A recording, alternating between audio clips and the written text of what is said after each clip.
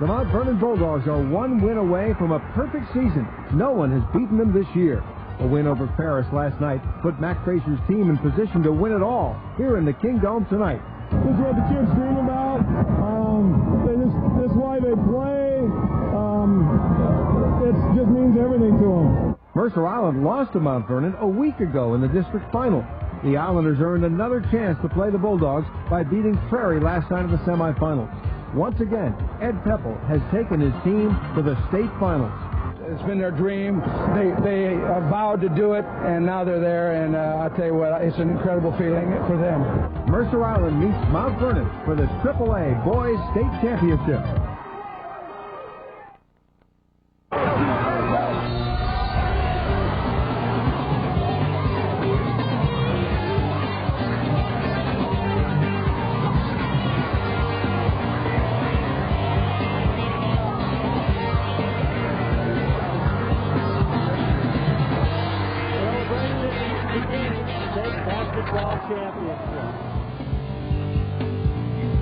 The 1997 State Basketball Championships are sponsored with pride by the Dairy Farmers of Washington, by your Northwest Ford dealers, home of 5 of the 10 best sellers in America again.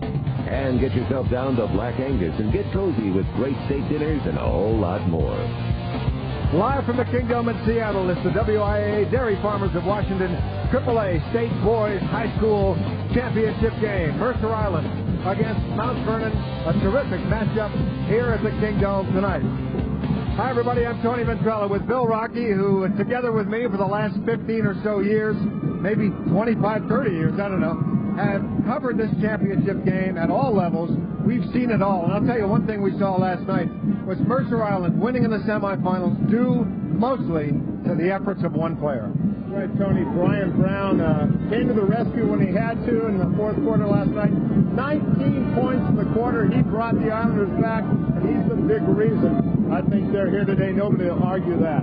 Shooting effort that people have not seen in many years in the championship game or in any game as far as that goes. But they're up against a Mount Vernon team that's had a terrific year, undefeated coming into this one, beat Mercer Island by 14 a couple of weeks ago. It's going to be a great championship battle. Reporting from opposite side of the court tonight will be Brent Riggenbaugh, who is with a guy who knows a lot about Brian Brown. Let's go over to Brent. Thanks a lot, Tony. It was worth the price of admission just to be able to sit next to Fred Brown. Fred, you played in many big games in this building, and now tonight your son has a chance to win a state title. Did you give him any advice today? I did. I gave him some very important advice. I told him to go out and have fun, enjoy himself. This is a state tournament. You know what? You've been there before. You know how to have fun. Enjoy it. It's really uncanny when Brian shoots the ball, how much he resembles you and how you used to shoot the ball. Does it ever look like you're watching yourself out on the court? Last night, for a while there, I thought I was watching myself. But, you know, I take bits and pieces of all of my kids and what they've done. And Fred, and Tarek, and Brian, you know, it's all a part of what we do as a family. And it all comes from their mom. And they're having fun. You know, he's got a smile on his face that beats anything. Great. Well, good luck tonight, Fred. And Tony, it's going to be a great game. I think Mount Vernon and Mercer Island are going to have an outstanding performance against each other. We'll toss it back to you now. Well, I tell you, you're right about that. The game is about matchups, Bill, as you know, and we got some terrific ones tonight. Just tell me about one in particular that comes to mind. The one guy the Islanders are going to have to worry about is Grant Lee. He scores 17 a game for Mount Vernon, and for Mercer Island to really control this game, they're going to have to deal with him, slow him down inside. Mount Vernon likes to go to him, and he's their go-to guy. All right, it's the Bulldogs of Mount Vernon against the Islanders of Mercer Island, AAA Boys State Championship at the Kingdom. After this break, we'll be right back. Gentlemen, our future rests on the success of this cookie. Yes, CW. But what do we name it? How about Waferacious? Twist out cookie. I've got it! Chocolama! What about you, Hurley? Oreo.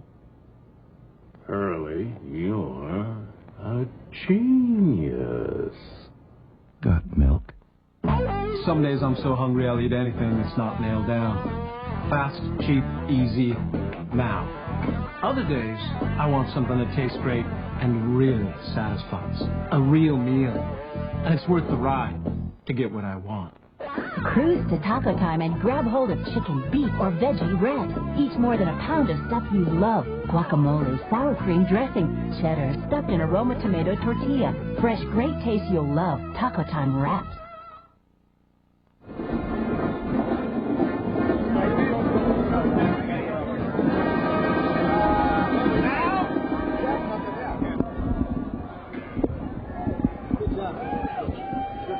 Fans, this reminder early this evening.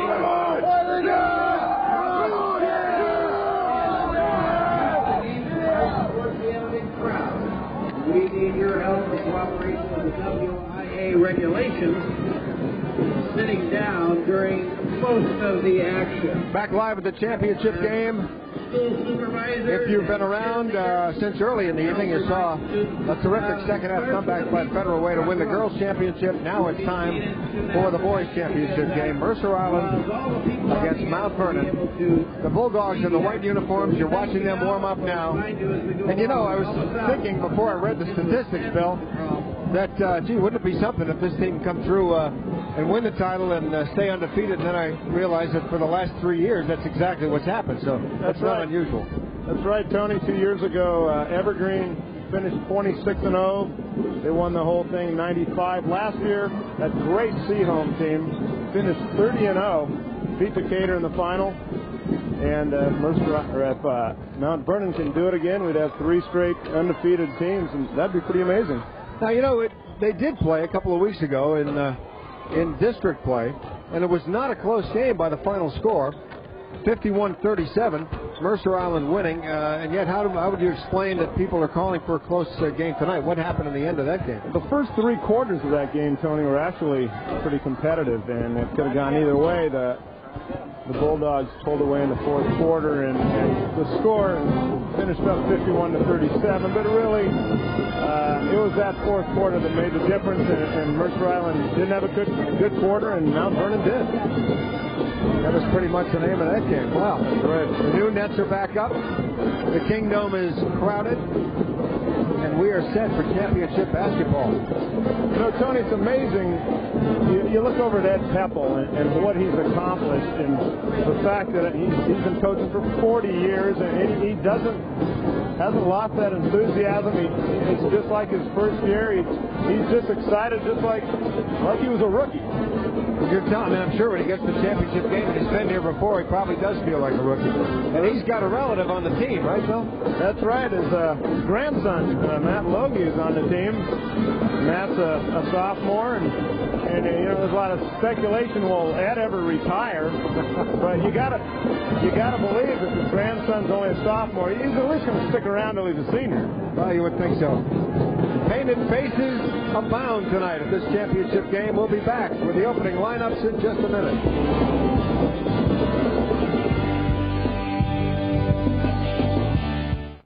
Sears Driving School is teaching America to drive. I learned to drive with Sears Driving School. It's the best money I've ever spent. And they helped with all the arrangements. Sears helped me get on the road quickly and with confidence. They do it all.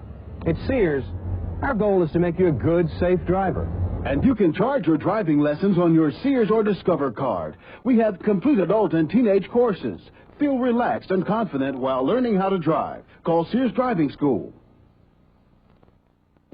It's Bargain World Spring Sale. Don't miss the 12 hours of extra bargains this Monday from 9 a.m. to 9 p.m. All pre-owned merchandise will be half price. That's right, 50% off all toys, all furniture, all housewares, and 50% off all pre-owned clothing, infants to adults. Don't miss these special savings at Bargain World, your fashion alternative thrift store where our pre-owned merchandise is half price Monday only, and the friendly service is always free. Bargain World in Kent, Puyallup, and Spanaway.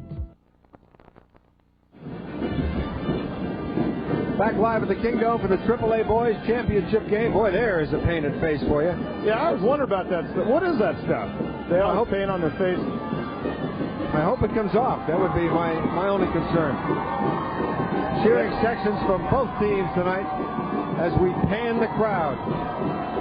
The Mount Vernon fans, the Mercer Island fans.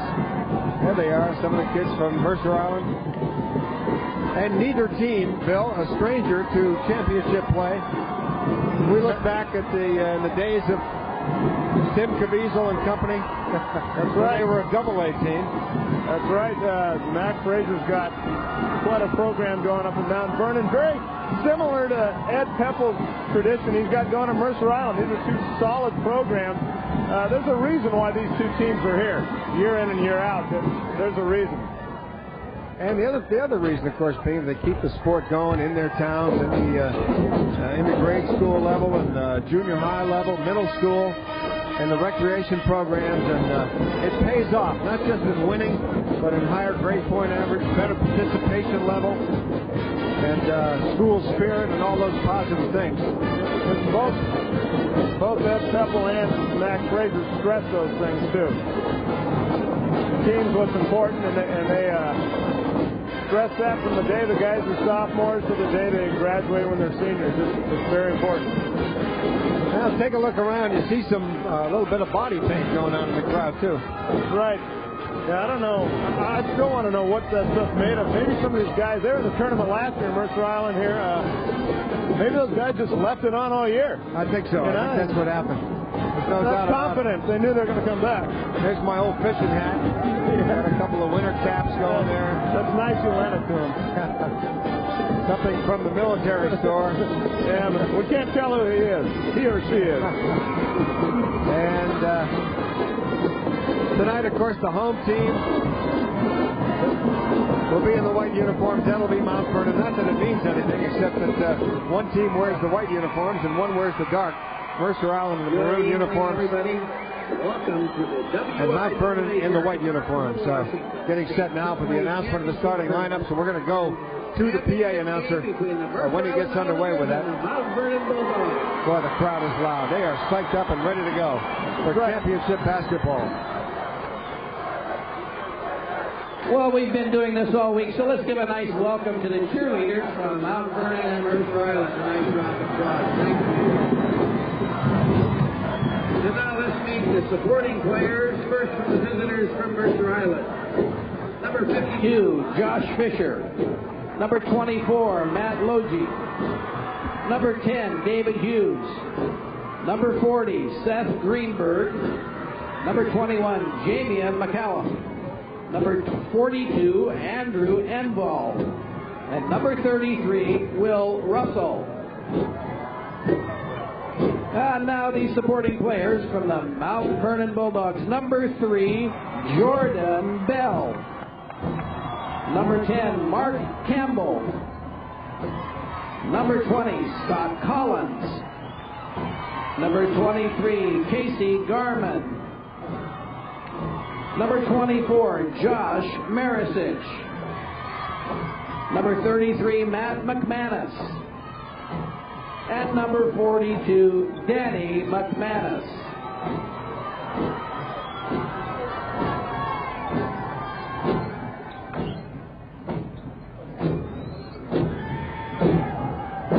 The delay for the starting lineups. Now, here are the starting lineups first. Beginning at a guard for the Islanders, a 6'2 sophomore, number 3, Elliot Rosse Freeman. For the Bulldogs, a 6-foot junior, number 21, Don Holloman. At a guard for the Islanders, a 6-foot senior, number 11, co-captain, Dyron Mobley. At a forward. At a forward for co-captain, number 25, Eric Kruger.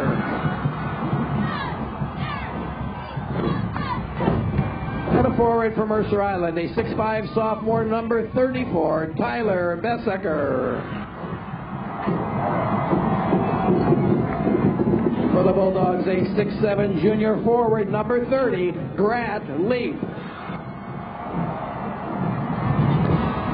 At a forward for Mercer Island, a 6'3 senior co-captain, number 32, Brian Brown.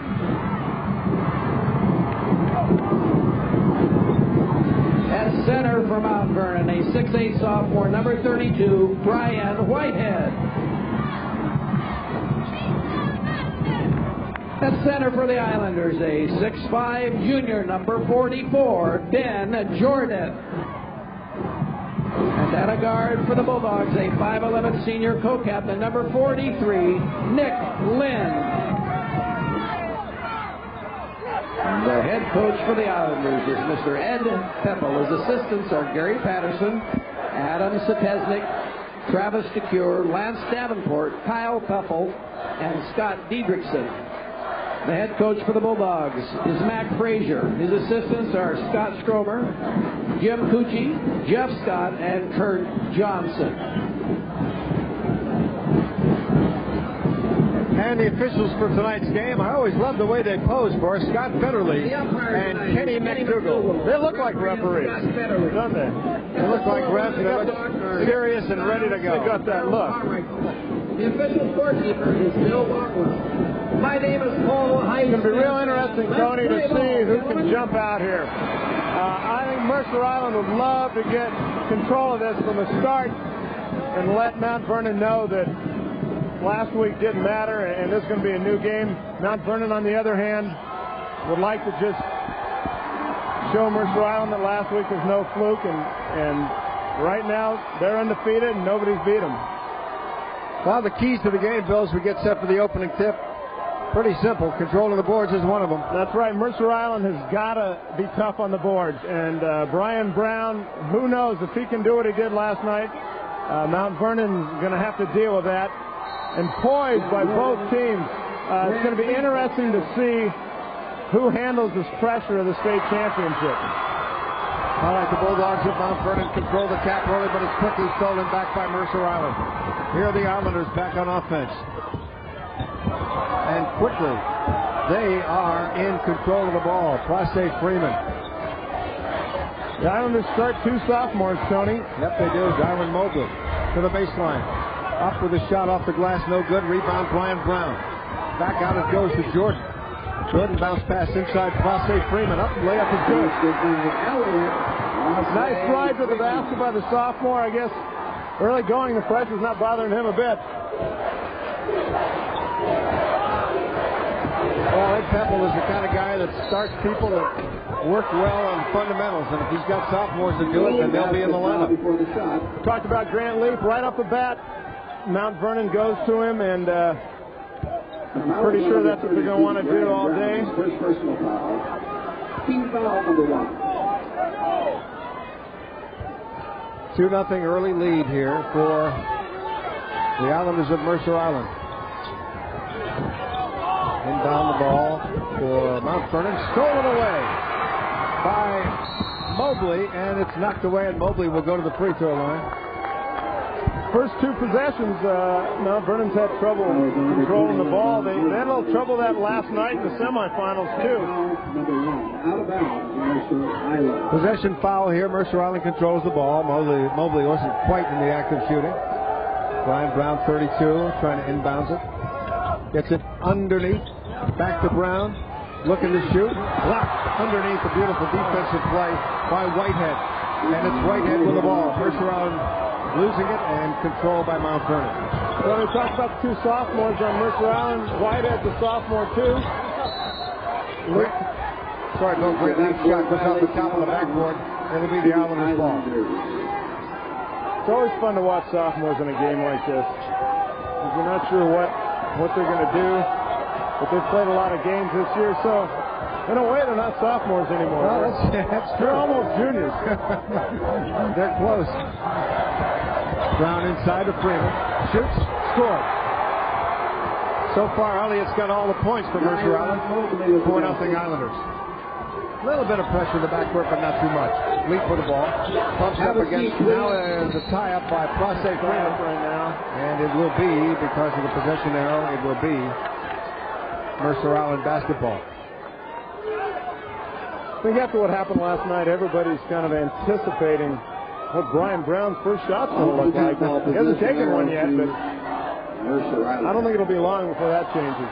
Well, he lit it up last night, but during the season he averaged 11.1, so he didn't do that a lot during the year, but he sure did it when it counted. And I think last night he realized somebody had to do it, and he was the one. He really came through. Islanders control. Shot is short by Mobley. Rebound pulled down by Mount Vernon. 4-0 Mercer Island, early first quarter championship game. Holloman inside Leaf. Leaf comes up short as he drives to the hoop. Rebound pulled down by Mercer Island. Classe Freeman. Tough pass out of bounds there. Mercer Island will control. Islanders control the ball. Brian Brown setting his offense here. Looking to inbounds it. And he does to Mobley. Back out to Freeman. Freeman back to Mobley on the left side of the key. Underneath it goes to Brown. Puts it on the floor. Turns around. 15-foot jumper. Good. I guess there's the answer to that question. 6-0 Islanders. First 2.5 minutes gone by in the first quarter of this ball game. Mount Vernon still looking for the first points. Grant Lee pulls the ball high over his head, puts it on the floor, drives the baseline, 5-footer, good. That was more of a 2-footer.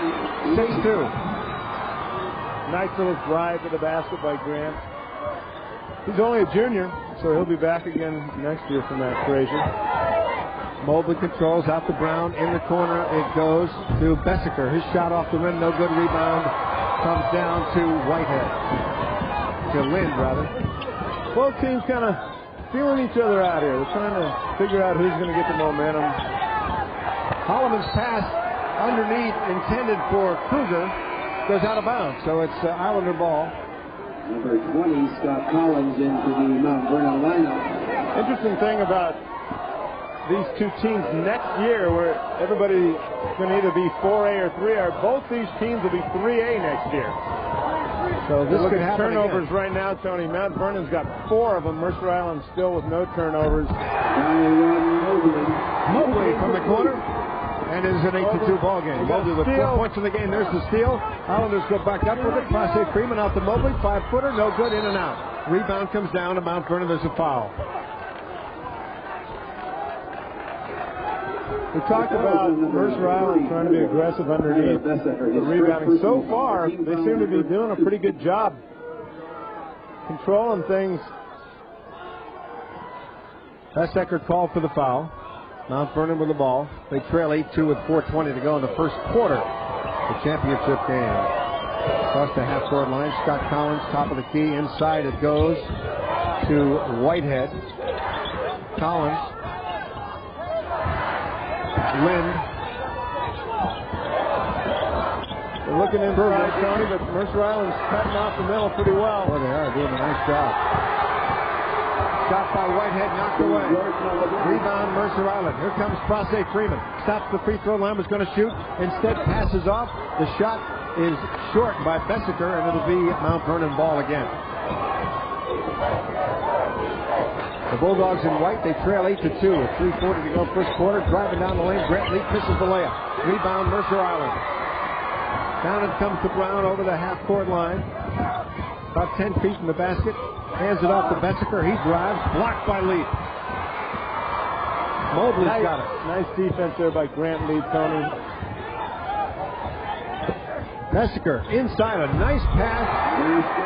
Inside to Jordan. Jordan hits the 3-foot jumper, 10-2 Mercer Island. Well, this is exactly what Ed Pepple wanted to see. His team getting out of the gate, controlling what's going on in the early goings. Right now they're up by 8. Scott Collins running the team from the point guard position, gets it inside to Grant Leaf. He puts it on the floor, spins a couple of times, drives in, and scores. 10-4 ball game. Into the Mercer Island lineup, number 52, Josh Fisher. Ed Pepple making a couple changes here. There is an official timeout. Timeout on the court, 10-4. Mercer Island with a lead, 2:49 to go. In the first quarter, we'll be right back.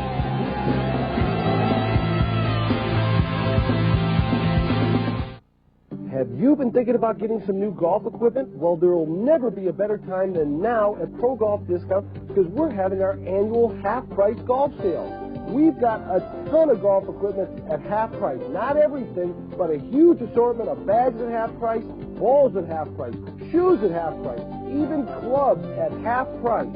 At Pro Golf Discount, you get the best for less. The Pro Golf half-price sale is going on now, so hurry in for best selection. I'm going to show you a series of images, and you tell me what you see. I see Ken Griffey Jr. hitting my fastball into the right field seats. And this? Griffey ripping my curve for a double. And what about this? Griffey. You just can't keep me out of your head, can you?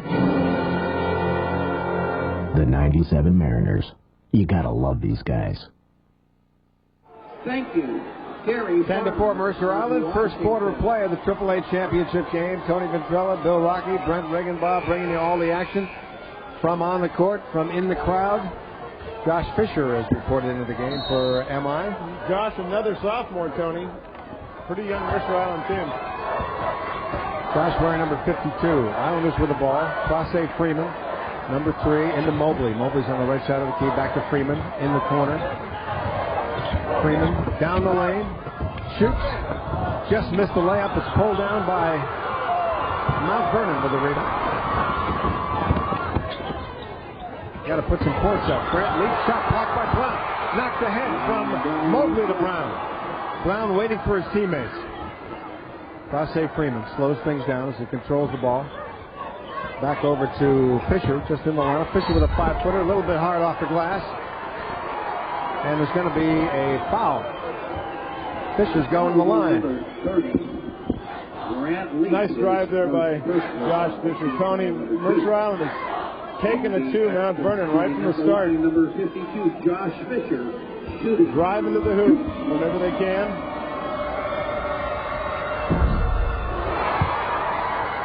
.62 sophomore makes the first of 2, and Mercer Island's lead is up to 7. Come on, guys, back to 11.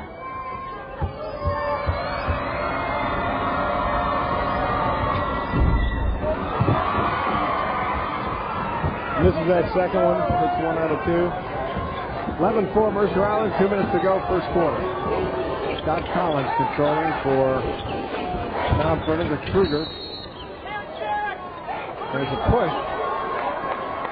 And looks like Kruger may go to the line here for Mount Vernon. 52, Josh Fisher is. Islanders making a couple more changes right now. Number 10, David Hughes is coming in. Mercer Island lineup, number 10, As David is Hughes. 33, Will Russell.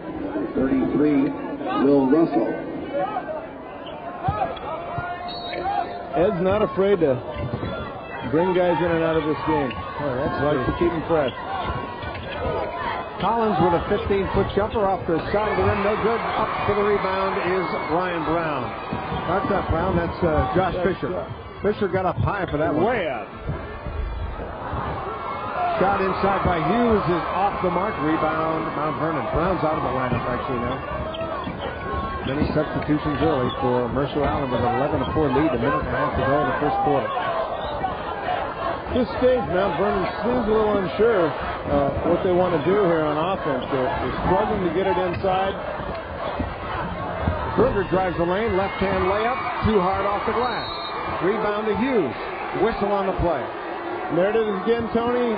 Mercer Island hitting the boards, getting rebounds. Just what Coach Pepple wants to see. Mercer Island will inbound the ball from the opposite side of the court with 1:12 left to go.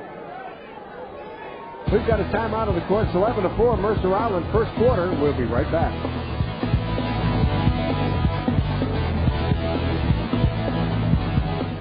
So hi. This is the Ford Windstar, and there's a number of reasons why it's a great minivan. Like standard dual airbags for protection in a collision, and standard anti-lock brakes to help avoid collisions. Windstar has over 40 standard safety features, which help Windstar get the government's highest safety rating, 5 stars. And here's a number that makes it easy to afford a Windstar, $1,500 cash back. Ford Windstar, it's the minivan with all the right numbers. See your Northwest Ford dealer, home of 5 of the 10 bestsellers in America, again. There are people who think water polo is not a game for a man. They're right. This is no game, and he is not just a man. It is a sport, and he is an athlete, just like a football player, just like a basketball player, just like a baseball player. GTE is proud to be the official telecommunications consultant to the NCAA because of him and the pure spirit of college athletics. Back live at the Kingdome with Mount Vernon holding an 11-4 lead early in the game. Offensively, obviously, Mount Vernon has not been able to get things going yet.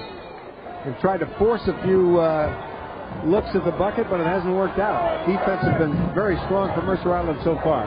Islanders control. Josh Fisher with the ball. Over to 21, Jamie and McCallum. Back to Fisher. Inside it goes to Hughes, the big guy. Pumps a couple of times. Nice takes a right-hand shot. Beautiful play. David Hughes Jr., nice little move there. Gets up above the defense. Mercer Island up 13-4. And Mac Frazier's got to be a little concerned that his team's only scored 4 points right now. Well, you can see why Mercer Island brings people in off the bench. They can play. Got a lot of players. Very deep, Tony. Very deep. Solomon looking for a shot. Drives right side. Layup is blocked. Another block inside. Mercer Island comes down with the rebound again. Josh Fisher calling for one shot. About 13 seconds to go, first quarter. Have a seat, please. Under 10 seconds. Fisher. McCollum drives baseline. He's underneath. 1 second to go. His shot is up. No good. Quarter ends. And so the Islanders come out strong and take a 13-4 first quarter lead in the AAA championship game. We'll be right back. Remember to pick up your... Sears Home Life answers the question, are some sales better than others? Absolutely, especially when you find the furniture you want at a price you want to pay. Which brings us to the Customer Appreciation Day sale, where you'll save an extra 10% on sale prices and 10% on regular prices too. Now at our recently opened stores in Linwood, Bellevue, and Tacoma, and also in Tukwila and Silverdale. Your Sears Home Life Furniture Store. Furniture you love. Prices that say we appreciate you. What's in it for you on Cairo News at 5? Classes are disrupted and security tightened as Seattle schools become the target of threatening phone calls. They think it's a game, but this is very, very serious. A Burien teacher pleads not guilty to charges she raped one of her students. State legislators stall the plan for a new Seahawks stadium. And what makes the city of Kent one of the nation's best places to raise a child? More than just headlines. It's a commitment to the Northwest. Cairo means news.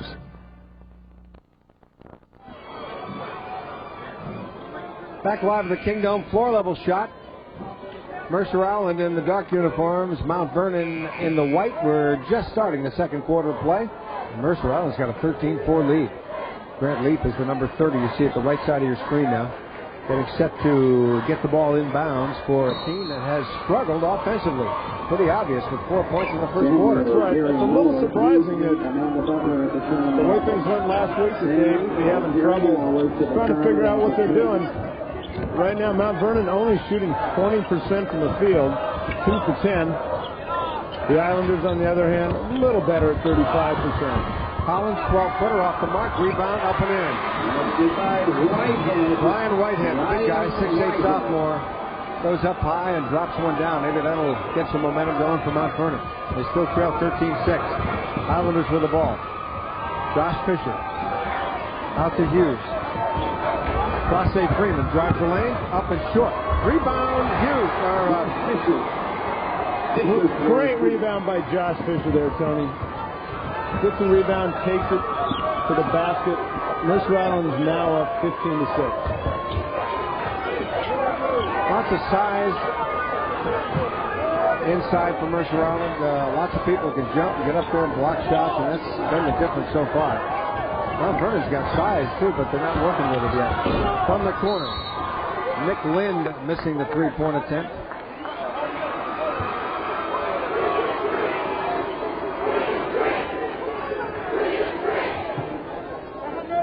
Fouls on number 10, David Hughes, his first personal foul. Team foul number 4. Mount Vernon controls under their own basket, down 9 points here in the second quarter. Looking to get something going offensively. Pass goes underneath to Brian Whitehead, but he couldn't control it. We call it off Mercer Island. Mount Vernon's going to hold on here. Still, Mount Vernon a little unsure of what they're doing on offense. Holloman, number 21, will get it inbounds to Eric Lind. Lind puts it on the floor, spin move. Shot inside by Leap is off the mark, but a foul is called. Interesting thing about Grant Leap, too, Tony. Number 3. No, size his shoes are. Look at those shoes he's got. Oh, my gosh. He wears size 18 shoes. Jordan. That's making the floor shake. That's right. I'm sure that's what's shaking it.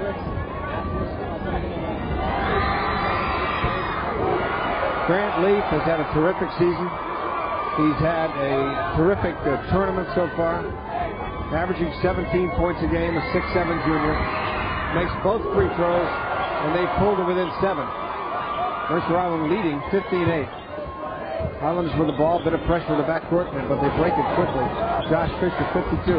Cross court to Mobley, takes a shot and misses from 15 feet out. Rebound Mount Vernon, hoping to get some momentum going. Collins in the corner, it goes to Nick Lind. Lind is going to take a three, change his mind inside the Leap, off the glass, too wide, too far. Rebound to Clase Freeman, and here come the Islanders. Mobley. Brian Brown back in the game. Driving shot is off the mark, short. Rebound saved by Mount Vernon. It's their ball. 6 minutes to go in the half. The Islanders have come down a couple times here and not scored. See if Mount Vernon can take advantage of it. Try to cut into that 7-point lead that Mercer Island has right now. Inside the Leap. Puts it on the floor. Goes in. Layup is good. 15-10. That's how Max Frazier draws it up. That's what he wants him doing, getting the ball into Grant. Let him drive to the basket. He's got 8 points already in this game, Bill. 8 of his team's 10 points. 15-10 Mercer Island. Underneath for the very hard hook shot as good as Ben Jordan. Hook shot by Ben Jordan there. But hey, it went in. That's right. 17-10 Islanders. Collins. Lind, Leap underneath. He's fouled. Brian Brown. Well, it's pretty apparent what Leap is going to do tonight. He's going to try and get fouled as much as he can. We'll look at it again. Going inside to Grant Leap. He gets fouled. Team foul number 6. Very good shooter. Grant Leap shooting.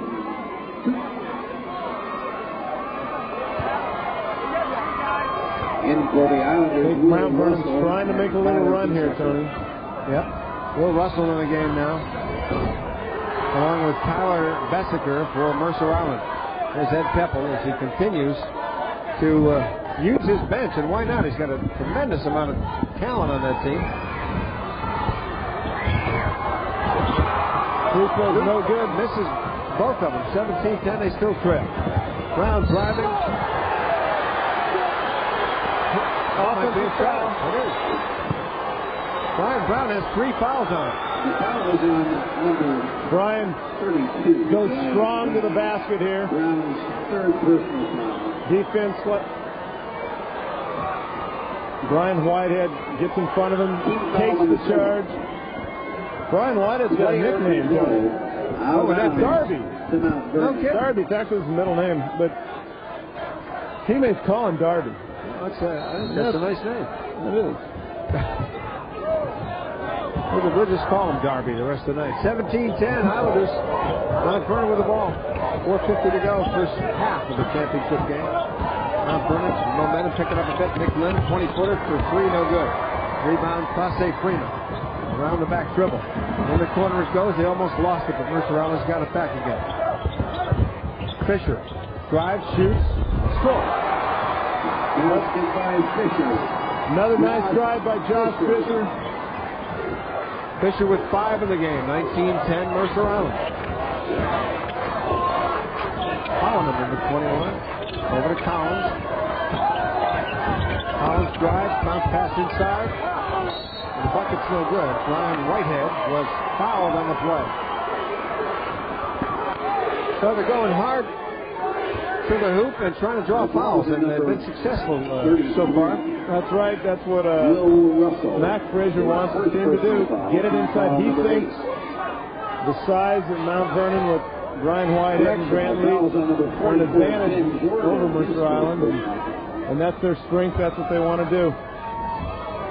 Brian Whitehead, the 6'8" sophomore at the free throw line, trying to cut the lead to 8.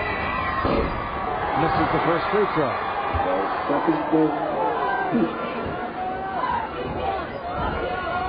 19-10 Mercer Island with 4 minutes left to play in the first half. The second free throw up, back to rim, and it drops in. So it's 19-11. Backcourt pressure now by Mount Vernon. See if the press works. Mercer Island having a little bit of trouble breaking it, but they do it. Ross Freeman across the half-court line. Inside it goes to Fisher. Stops, shoots from 10 off the glass, too hard. Rebound, Mount Vernon. Here they come again. Collins gets the ball knocked away. Foul is called on number 44, Ben Jordan. Look at the replay. Ben Jordan. The foul is on number 33, Will Russell. His foul's on Will Russell. Team foul number 9. Ninth foul on the Islanders, I think. They better start watching that statistic. Shooting 1 and 1. 1 plus the bonus. One thing going right for the Bulldogs. They're going to the line a lot so far.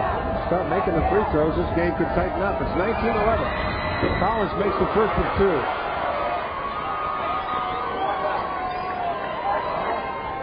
Scott Collins is a hockey player, too, Tony. A lot of basketball players don't play hockey. Well, that's you don't see that crossover. But he does.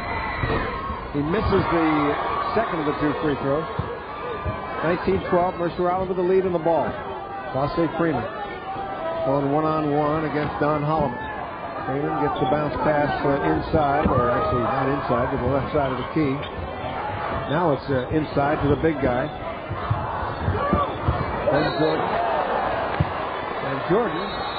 Well, somebody committed a foul for There is an official timeout. Checking into the Bulldog lineup, number 25, Eric. Timeout on the court, 19-12 with 3:37 left to play. Mercer Island with a 7-point lead. We'll be right back. Tom, can I make a suggestion? You're fired! Welcome to eternity.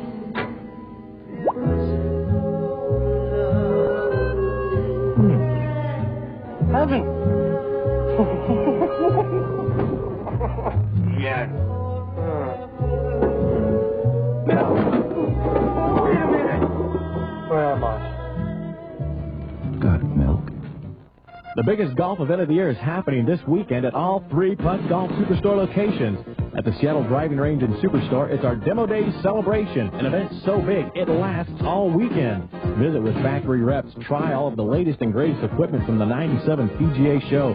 Hit all of the top names in golf at Putt Golf Range and Superstore, 117th in Aurora. Take an additional 10% off everything at all 3 Putt Golf Superstores. That's this Saturday and Sunday, 10 a.m. to 4 p.m. Don't miss it. Washington are proud sponsors of the WIAA. 3:37 to go in the first half. 19-12 Mercer Island over Mount Vernon State Championship basketball. Hey, don't forget, be sure to stay with us at halftime for highlights and a complete sports roundup with Bob Harwood. Find out how the Husky women did today and all the rest of the sports at halftime of the championship game. Tony, we're in the state championship here. Mercer Island right now has got 3 sophomores, a junior and a senior on the court. Grant Leaf, number 30, left of your screen, getting ready to inbound the 7. Not a great offensive struggle yet. The bench scoring, well, obviously Mercer Island's got the deepest bench so far. Outscored Mount Vernon bench 7-1. You'd expect that, though. They're putting a lot more guys in there. Well, that's for sure. They're using their bench. Baseline shot by Nick Lind is swatted away. I didn't hear it. Another great block. The Islanders doing their best to deny the inside to Mount Vernon. Great defensive play. Islanders playing good defense tonight. Long bomb for 3 from the corner by Lind. No good. Rebound inside is in and out. by Brian Whitehead. They try it again and miss. Rebound comes down to Mobley. Mount Vernon just struggling from the field. Just struggling. Here's Prase Freeman. Mike Fisher back to Freeman. Freeman, layup, good. Nice drive by Elliott there. He's not fazed by the state championship at all. Elliott's got 4 in the ball game. Long bomb missed by Leach. Rebound Mercer Allen. They're up 21-12. Prase Freeman setting up a play. That's Fisher. Fisher driving left side. Hooks for it. Kind of a scoop shot off the glass. He's fouled. Goes to the floor. He'll go to the free throw line. Josh Fisher likes to drive to the basket. He's first person. Not afraid to take it inside there. A couple more changes. Tyler Bessiker going out for the Islanders right now. Holloman comes in for Vernon. Fisher at the line, shooting. Fisher shooting 2 free throws for the Islanders, who lead by 9.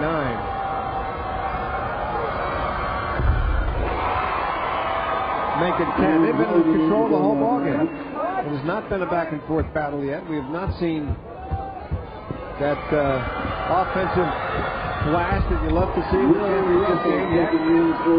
Well, when you win a game like they did last night, Tony, it's got to make you feel like you can do it again. And the confidence for the Islanders right now has got to be sky high, and they seem confident. They seem like they think they can control this game, and so far they are. And Mount Vernon had to struggle to win their semifinal game. That's right. And they're undefeated. There's always pressure that comes with that. Shot by Mount Vernon is off the mark. Rebound comes down to Ben Jordan. Here come the Islanders again, up by 11, 23-12. Clock moving with 1:45 to go in the first half. Prase Freeman, nice inside move. Shot is off the mark, but he's fouled. Boy, the sophomores just fearless out there. And although they're only sophomores, you never know whether they'll ever get back in a game like this ever again. And obviously the future is going to be pretty good for both of these teams. But Freeman's first free throw is good, 24-12. A couple little fans there. Lots of little fans here tonight. Freeman with 5 and now 6 points in the ball game. Timeout on the court. Mercer Island with a 25-12 lead and a minute 39 to go in the half. We'll be back.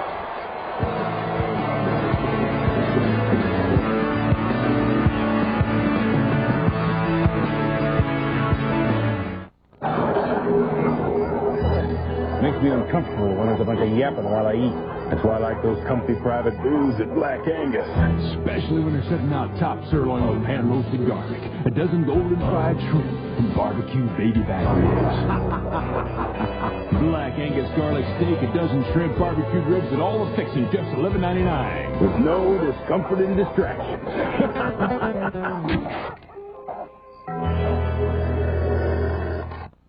10 years ago, this leading consumer magazine rated dozens of mattresses. Sleep Country has turned back the clock on mattress prices. Now you can buy the mattress set that was at the top of their recommendations list for $100 less than the price they showed 10 years ago. Want a cell phone? Compare the 4 C's and you'll choose a car choice better than free cell phone with $100 free accessories plus free activation. Car toy, a better way to go. Okay, good. Go ahead. Back live at the Kingdom. Mercer Island up 25-12. You know, we're going to do something we haven't done in the past, and that is talk to representatives from each of the championship schools.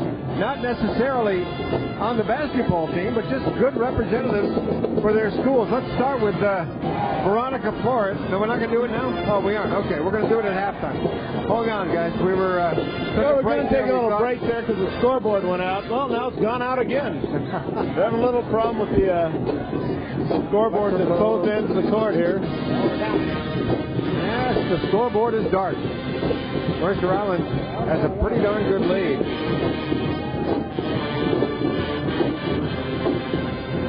back on now. Let's see if that fuse stays. Tony, look at the season Mount Vernon had this year. Their only real close game in the regular season was at City Hall. Grant Leach tied it up with 13 seconds left to force it into overtime, and then Mount Vernon went on to win it. Then, of course, last night, that was another close game. But the Bulldogs managed to get into the championship game.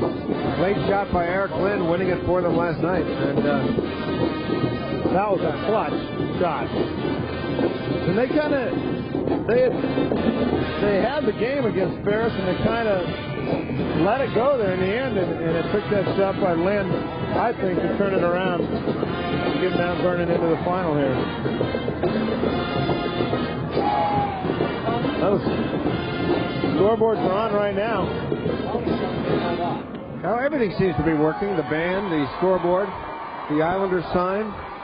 Teams are back on the court for the final 1:39 of the first half.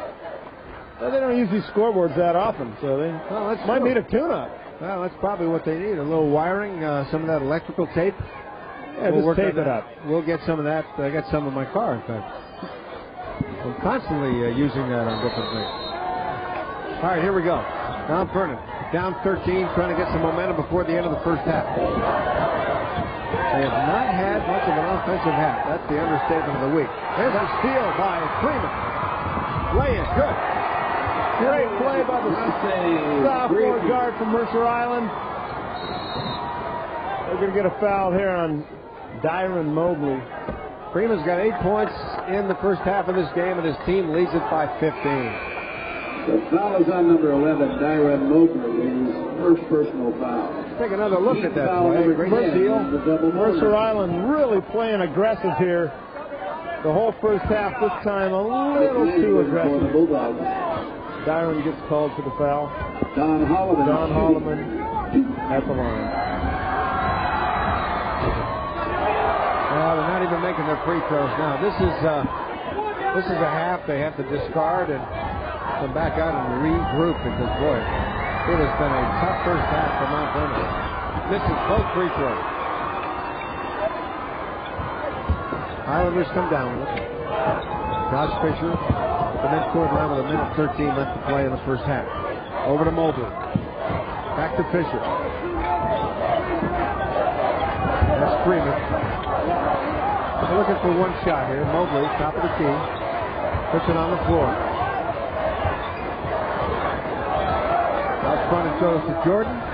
Mercer Island playing with the clock a little bit here. Oh, they are. 50 seconds to go. This is Mobley. He's going to shoot. But he's got, and the steal. Here come the Bulldogs. The three by Kruger is good.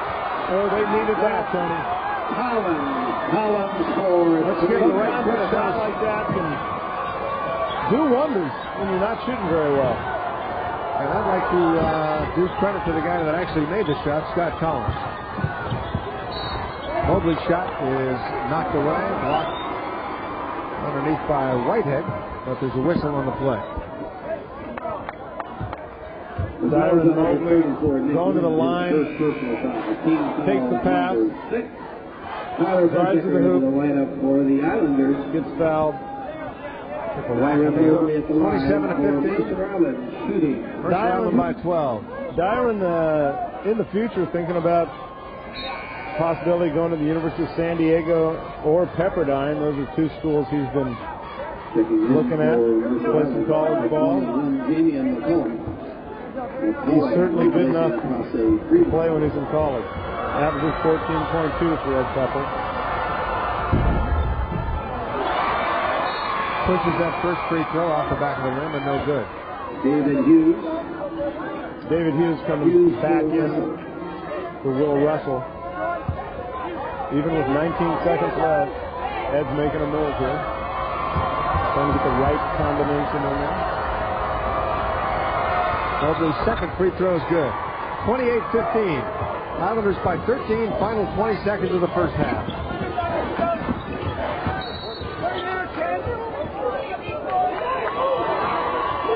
Ed Pepper doesn't like this call.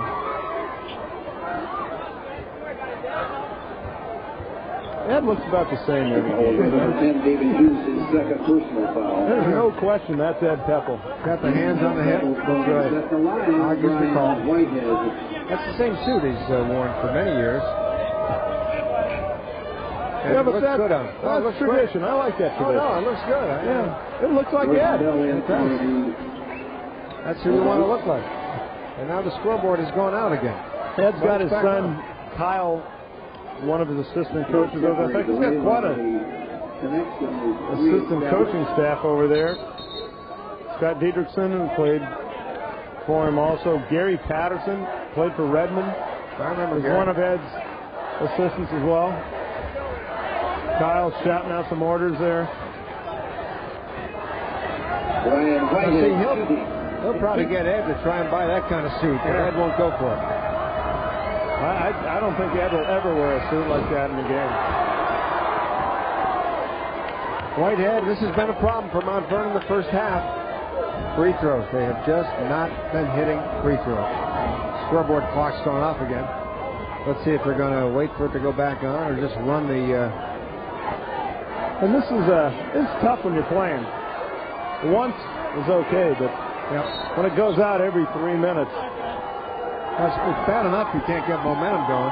Takes you out of what you're doing. You know, every time we say it's off, it comes back on.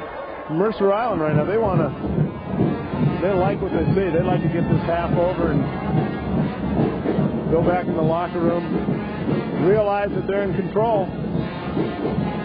Mount Vernon, on the other hand, they're going to go in and do some talking, I think. They got to do something. I'm guessing they're going to come out and drive to the basket more, try to draw some fouls. Of course, they haven't been hitting free throws, but you got to do something to get the momentum going and force it a little bit. And they're not used to this.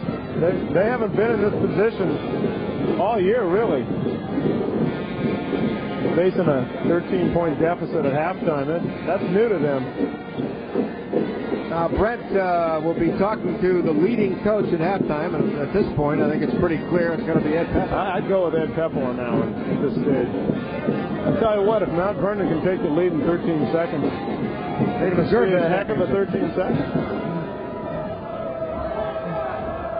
All right, Brian Whitehead at the line for the second of his 2 free throws. He missed the first one.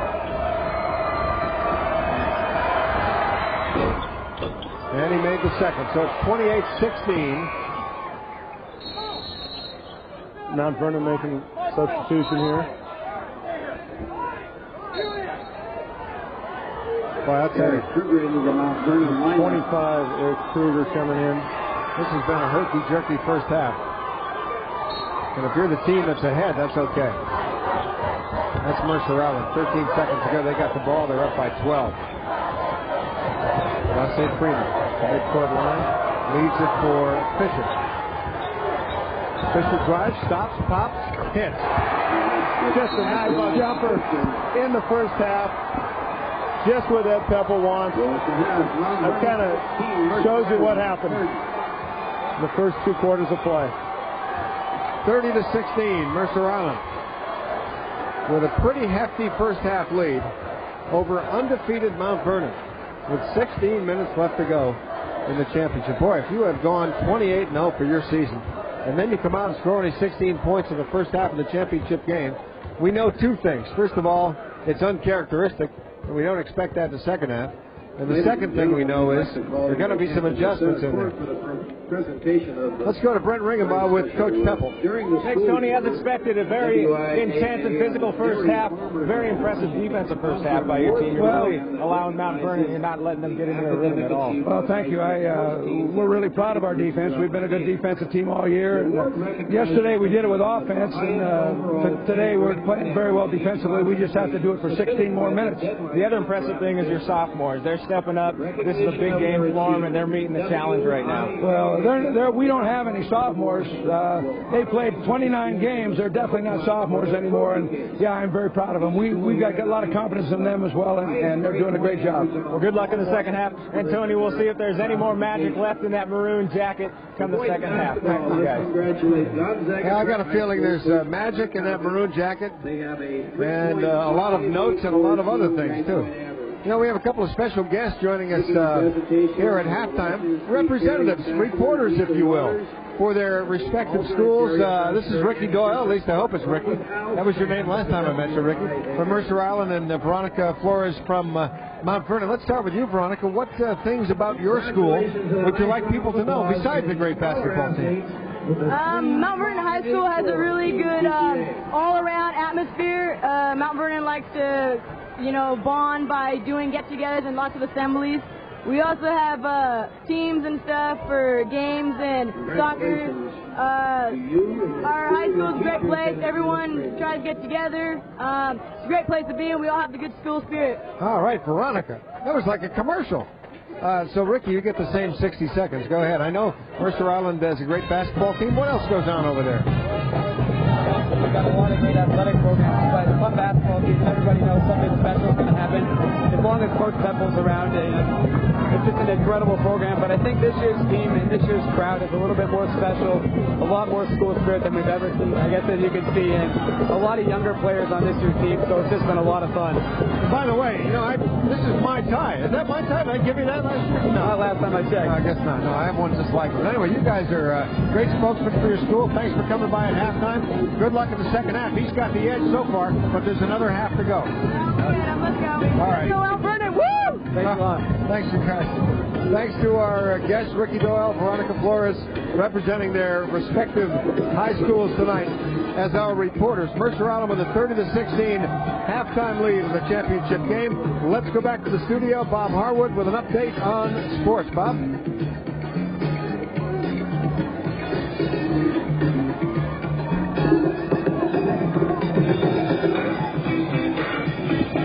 Tony, thanks again. Mount Vernon and Mercer Island fighting it out for the AAA boys title. Earlier tonight, we brought you Federal Way's thrilling comeback victory.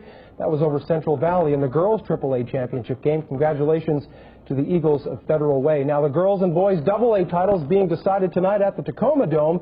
West Valley and Prosser in the girls' matchup tonight. The Prosser Mustangs in white. Some great ball movement here to set up Meredith Walker. She led Prosser tonight with 14. A big night for the Kalis family. Andrea playing for Central Valley in the AAA title game. Her twin sister Angela leading West Valley tonight with 17. The Lady Eagles put it away in the fourth quarter. Keisha Sowers drives and gets the basket. She finished with 11. West Valley wins the AA title 61-44 over Prosser. O'Day and Cheney, boys AA title game. The Fighting Irish of O'Day trying to become just the 7th team in state history to complete an undefeated season. Perry McDonald hits the jumper, and O'Day is off to a quick start. Cheney staying close. Pat Stifler drives through the O'Day D and gets the layup to fall. O'Day led it by 10 at the break. The Irish pull away late in the second half. Douglas Wren hits the tough turnaround jumper. 59-46, O'Day completing a perfect season. They win the AA championship. Now, the University of Washington women's basketball team opened up the NCAA tournament at Lawrence, Kansas tonight and took on number 6 Vanderbilt. The Huskies kept it close for a while, but fell by a 74-62 final score. Jamie Redd paced the Huskies with 21 points. Washington ends the season with a record of 17-11. Sonics coach George Carl and fellow former Tar Heel Sam Perkins on hand to watch North Carolina coach Dean Smith pick up win number 877. North Carolina taking on Colorado. Coach Smith becomes the all-time winningest coach in college basketball history. Antoine Jameson leading the way with 19 points, 73-56 the final score. The Heels win it. Dean Smith coaches his way into the college basketball record books. Second round scoreboard now, East Regional, Carolina and California moving on. Southeast winners, number 1 Kansas and Arizona still alive. Midwest region, UCLA by 13 and Iowa State with the upset over Cincinnati. St. Joe's needed OT to beat Boston College. National champion Kentucky with a 6-point win over Iowa. We are at the half of the Mount Vernon Mercer Island AAA State Championship game. The second half is just minutes away. Up next, though, a big day for the Mariners and the big fella on the mound, Randy Johnson, the unit, looking sharp in his longest outing of the spring so far. We'll have the highlights. That's coming up next. Underhand toss for the force on Mike Matheny. Respect, trust. We have to earn it every day with every customer. Being a technician at Greg's is a profession, not a temporary job. Save $20 on a major tune-up. Call 800-79-GREGS. I personally guarantee the quality of every job. Just because somebody moves away, he doesn't stop being my friend, you know. Some of my best friends in the whole world I may not recognize right off the bat, you know, because I haven't seen them in 20 years. I still talk to them all the time. I guess I have to say doctors. That's why I think GTE is such a good value.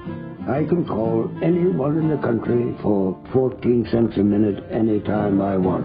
Because I don't have any off-peak friends. On the next Highlander, immortals know how to play the game. Everyone carries a sword.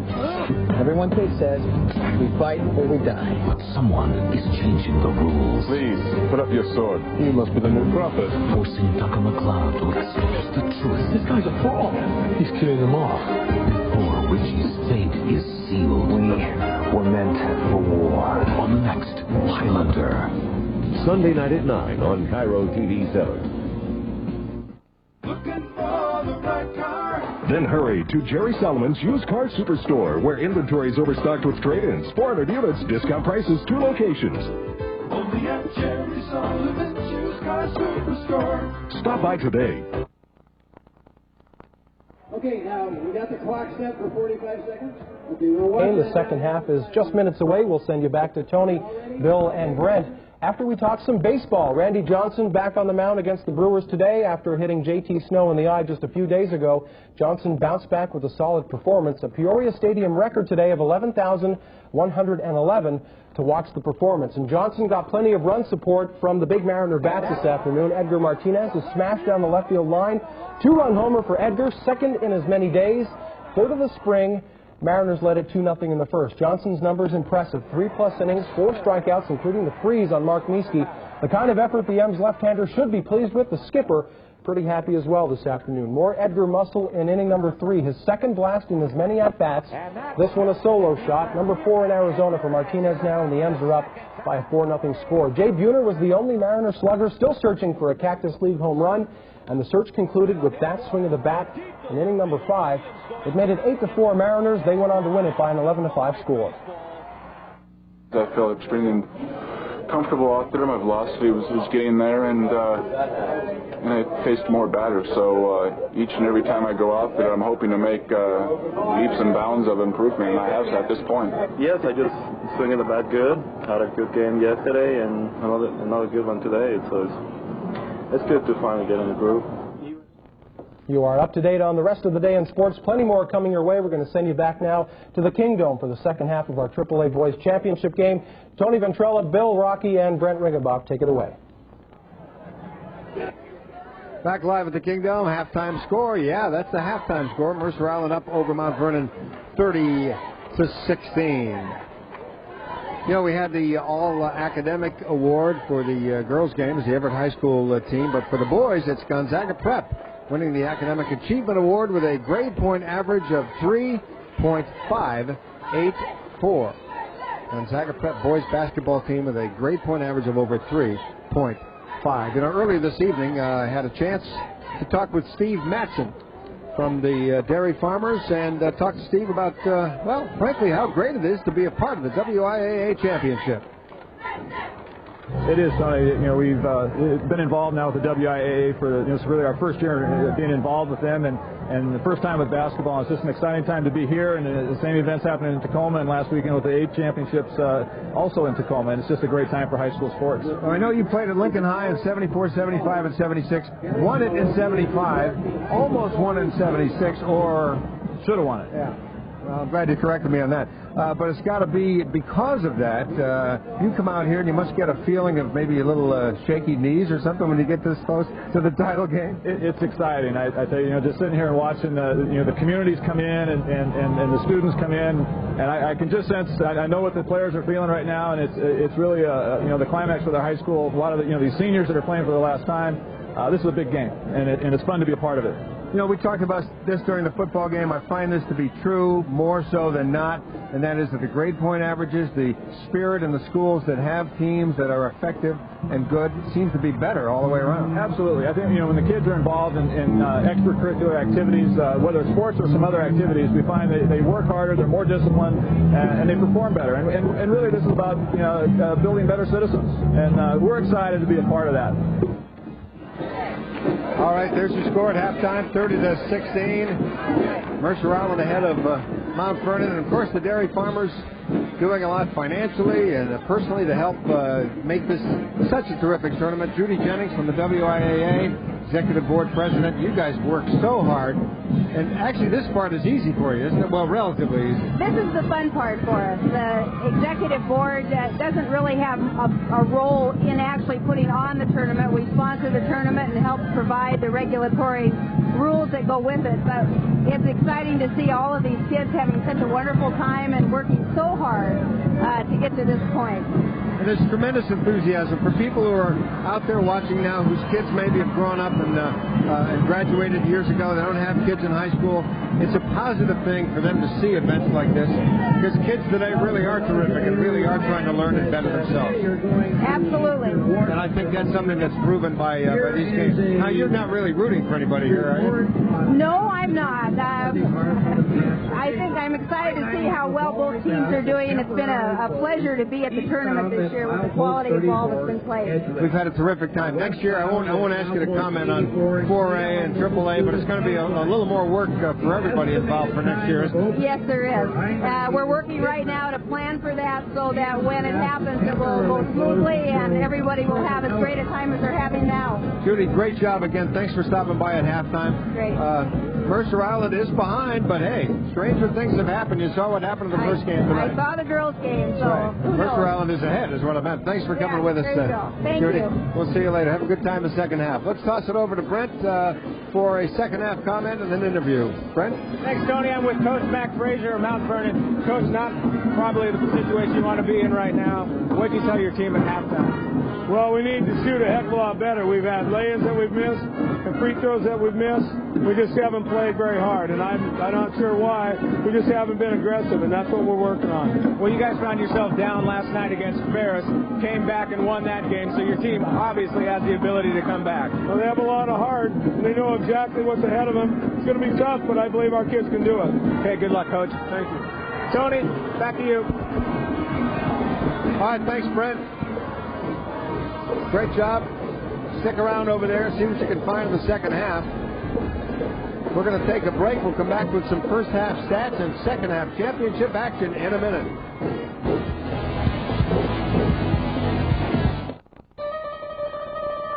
The word has gone out to every future shop across the country. Everything! To every department. Everything? For 3 days, all home, car, and portable audio is on sale. Like an RCA 40-watt high-powered 3-disc mini system with double cassette, digital tuner, and remote, only $179. So if you want to save big, there's just one word to remember. Everything? Everything is on sale at Future Shop now through Saturday.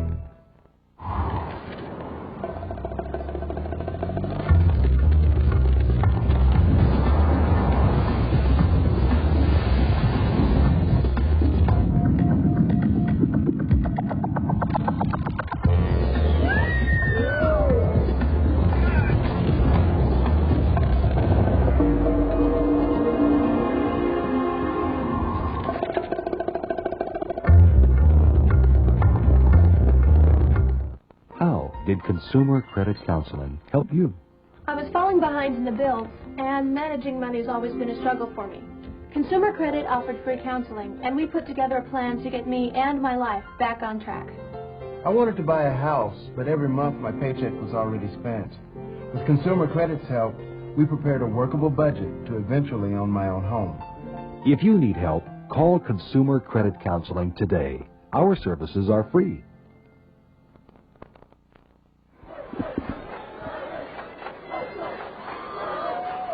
Highlights of tonight's game are sponsored with pride by the Dairy Farmers of Washington.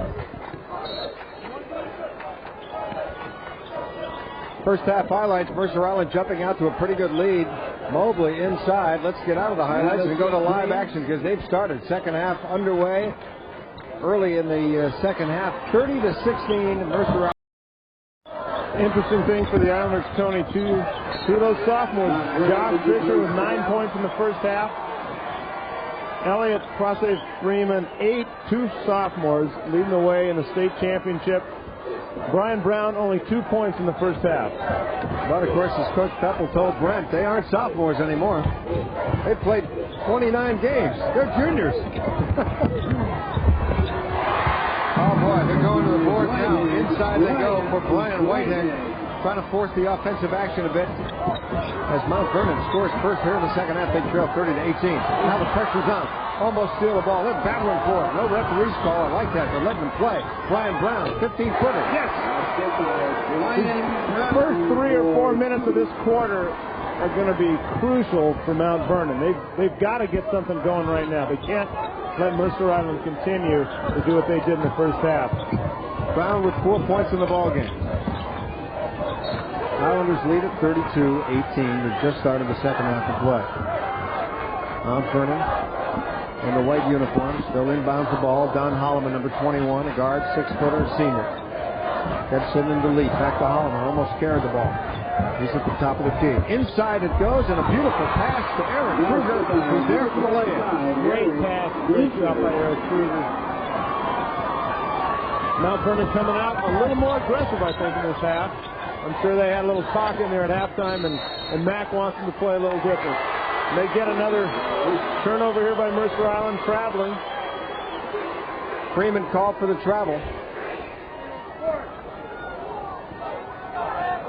Mount Vernon ball coming out of the backcourt. Not too much pressure being put on. Freeman stays back there with Holloman, but he gets it over the half-court line. Holloman setting up a play. Comes left side, and Freeman knocks it out. Mount Vernon in possession of the ball. They trail by 12, 32-20. Early second half. And again, they're not used to this. This is new to them. There's Kruger driving the lane, shoots, scores. And is fouled. A potential free. Oh, wait a minute. Or did he? Here's a replay. That was on number 34, Tyler Bessiker. Yep, foul on Tyler Bessiker. Nice drive to the basket by Eric Kruger. Hits the bucket. He'll go to the line. The lead down to 10 right now. He can get it under 10 for the first time in a long time. And this is exactly what Mac Frazier wants to see happen to start out this third quarter. Well, I think you're going to see him going to the hole more, trying to draw the fouls. They're going to have to do something to wake up the offense. His free throw off the front of the iron. They had an awful lot of trouble hitting free throws in the first half. That continues. Mercer Island by 10. They got the ball. Marseille Freeman over the 10-second line to Brian Brown. Brown only with 4 points in tonight's ball game so far, but he heated up in a hurry last night at 19 in the fourth quarter for a total of 31. There's Fisher, number 52. Bounce pass to Brown. Brown back out on top to Jordan. Fisher is going to take a shot. Now he's driving, stops, back out it goes, and for a second, Jordan almost lost the ball. He's got it. He turns. He goes in for the 3-footer, and he's fouled. Jordan with a nice drive, draws the foul on Brian Whitehead. The foul's on number 32. Whitehead's got 2 now. Nobody in real foul trouble yet. Oh, I think Brian Brown has 3. 21 over 2 so far. 5.5 to go, third quarter. 10-point lead for Mercer Island. Make it 10. Because he missed that free throw. I think it's real interesting that so far the two seniors, Dylan Mobley and Brian Brown, have had great tournaments. Have not been the big factors so far for the Islanders. It's been the younger guys. Second free throw good. Islanders up 11. That's Kruger. Ball knocked away. Tied up. No ball. Possession arrow. Possession arrows in favor of Mount Vernon. So they keep the ball anyway. They're definitely being more aggressive here. Kruger driving to the hole that time. I'm sure that was discussed at the half. Well, I bet you it was. They had 16 points in the first half. They've outscored the Islanders 6-2. I'm sure Mac Frazier told them they're not playing their normal game. They did not play their normal game in the first half. And I'm sure he wants them to get back to what they've done all season.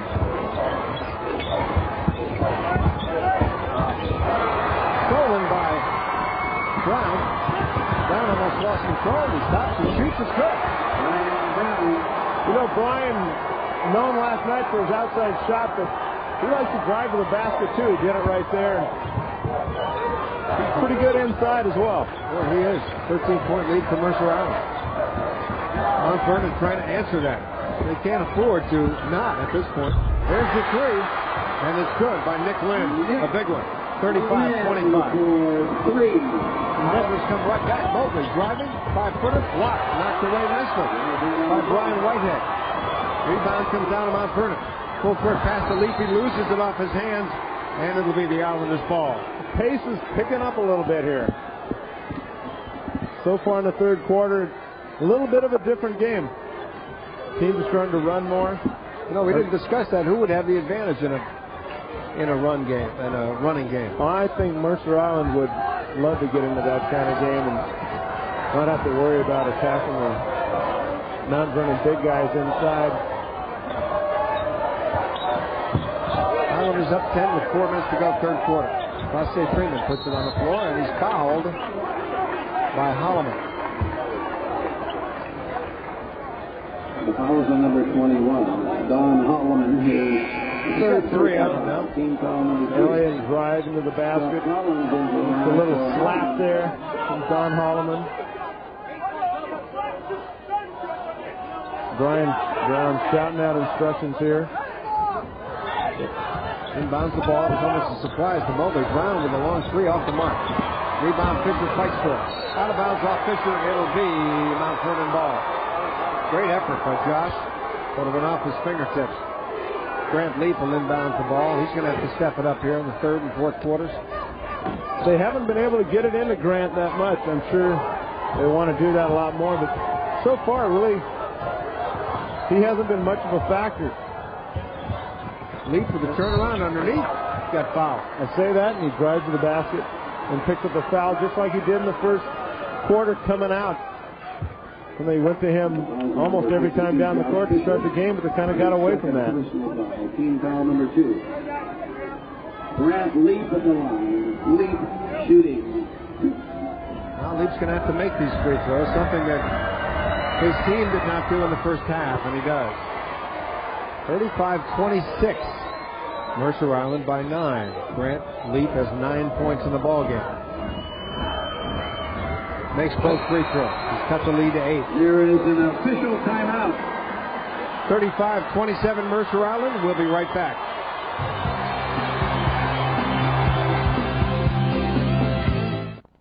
Friends, what do you get when you put Postbo RV together with the Tacoma Mall? You get the biggest spring RV sale in our history. If you're looking for a motorhome, travel trailer, fifth wheel, or camper, any maker, model, new or used, this is the sale you've been waiting for. Friends, it just doesn't get any better than this. Come see us at Tacoma Mall. But hurry, it all ends March 23rd. Postbo RV will save you a ton of money. Some days I'm so hungry I'll eat anything that's not nailed down. Fast, cheap, easy, now. Other days, I want something that tastes great and really satisfies. A real meal. And it's worth the ride to get what I want. Cruise to Taco Time and grab hold of chicken, beef, or veggie wraps. Each more than a pound of stuff you love. Guacamole, sour cream dressing, cheddar, stuffed in aroma tomato tortilla. Fresh, great taste you'll love. Taco Time wraps. Well, if I had money, I'd tell you what to do. Go downtown, buy a Ford truck or two. Crazy about a Ford truck. It's Truck Month at your Northwest Ford dealer. Drive home the best-selling Ford Ranger with $1,500 cash back. That's $1,500 back on any Ranger loaded the way you want it. Check out these great deals during Ford Truck Month. Gonna buy me a Ford truck and cruise it up and down the road. Truck Month at your Northwest Ford dealer, home of 5 of the 10 best sellers in America. Again. 35-27 your score with 3:50 to go in the third quarter. The Islanders with the lead and the basketball. Classe Freeman to Brian Brown. Brown back to Freeman. Mount Vernon's crowd looks quiet in that first half. Starting to wake up a little bit here. They are. They like what they've seen so far in this quarter. From the corner, Mobley's bomb is off the mark. Rebound, couple of shots more. They miss them both. Mount Vernon comes down with the ball. Kruger's got it. Over to Collins. Collins controls. Bounce pass inside to Leap. There's a foul. Might be on Fisher. If it is, it'll be 3. Josh doesn't like that call. Josh Fisher again, third personal foul. Team foul number 3. Actually, you know, I've never seen a guy that did like that. No. Very rarely.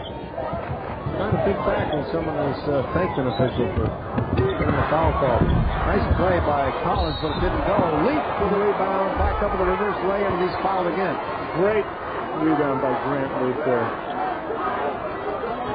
He's kind of caught underneath the basket. Goes up underneath. And he's got to get aggressive. He knows he's got to start taking control here for the Bulldogs if they're going to come back and win this. First free throw is good. He's cut the lead to 7. That's the closest this game's been in quite a while, Bill. I don't remember when it was under 10, actually, last. 11 points for Leap. Well, I think it's what Mount Vernon wanted to set out to do again in the first 3 or 4 minutes of the third quarter. I think they've accomplished it. They're starting to make Mercer Island wonder if the lead's going to stay. And right now, this is as aggressive as Mount Vernon's been the whole game. That's true. They'll almost get another steal. Knocked out of bounds by Kruger. It'll be Islanders' ball, but it was close. Brian Brown, 32, will inbound the ball for his team. They lead by 6, 35-29 Islanders. 2:55 to go third quarter. In it goes. Fisher's shot blocked by Leap. Foul, whistle. That was a late call. That was a tough one. That was a late call. Grant Leap inside. Thought he had the block. Second personal foul on number 30, Grant Leap. Team foul number 30. And once again, another guy who disagrees with the call. Yeah, that's true. Actually, Fisher was upset because he maybe thought they were calling a charge on him. He's the one that had the look on his face. Well, he missed the first free throw. Mercer Island by 6. Fisher trying to make it 7. He does. Ed's going to take Josh out here back in. Russell comes in, Fisher goes out. Yeah, Russell spent a lot of time in this lineup. Well, again, it's Ed's rotation. He likes to run these guys in and out. He doesn't have any problems with getting them in there, even these young guys. Oh, big block there by number 44, Ben Jordan. A foul is called on him, and once again, on the other side of the court, same problem. Looked like a clean block, but wasn't. But let's see. Once again, Mount Vernon trying to go inside. Ooh, that looks like a pretty nice block. Yeah, it's a tough call. I would have called maybe on the body for the other guy that was under there, 33. But at any rate, 36-29, 7-point lead for Mercer Island. And Darby's at the line again. Well, Darby. Brian Whitehead's trying to shrink that lead to 6 if he can do it. First free throw's good. It's 36-30. 7 points in the ball game for Whitehead, the big sophomore.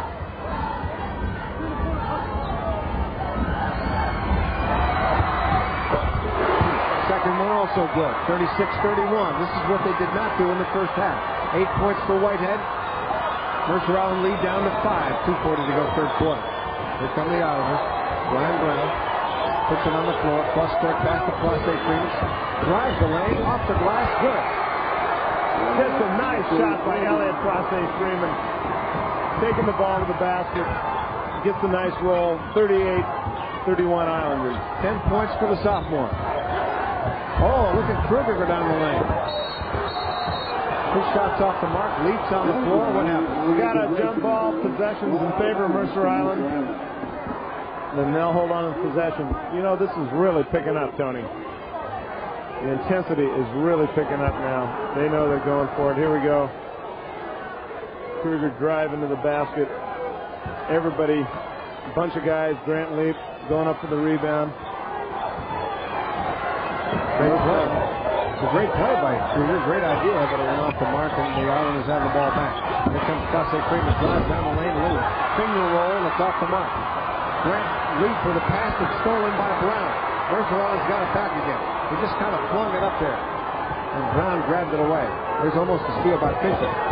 Roper's got it back inside of Freeman. Underneath, it goes to Russell. His shot no good. Great block by Brian Whitehead.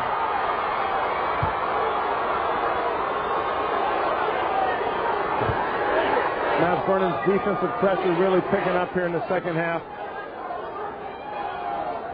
Russell with the basket, Brian Whitehead with the block. Mount Vernon with possession. They're down 7 with 1:41 to go in the third quarter. That's Collins, number 20. On the right side of the key, looking to set up an offensive play here. Back it goes to Nick Lynn. They had the big shot in last night's semifinal. Out to Kruger. Cross and inside to Whitehead. White drives and call a foul on Brian Brown and Mercer Island. That's number 4.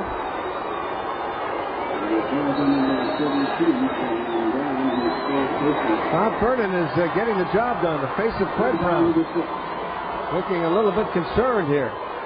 38-31 Islanders with 1:18 to go in the third quarter. We'll be right back.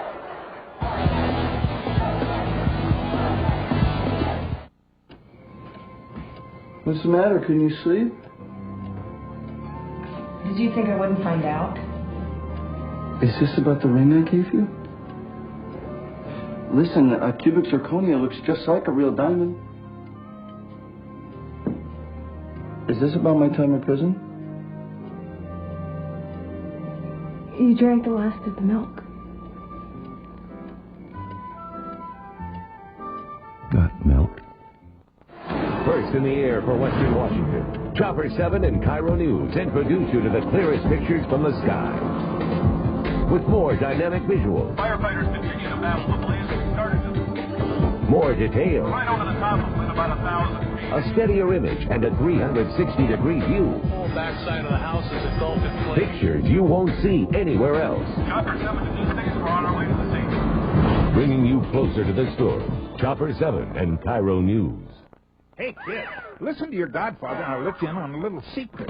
I'm giving you free my new dessert pizza topped with M&M's when you buy a Godfather's Pizza Family Fun Pack.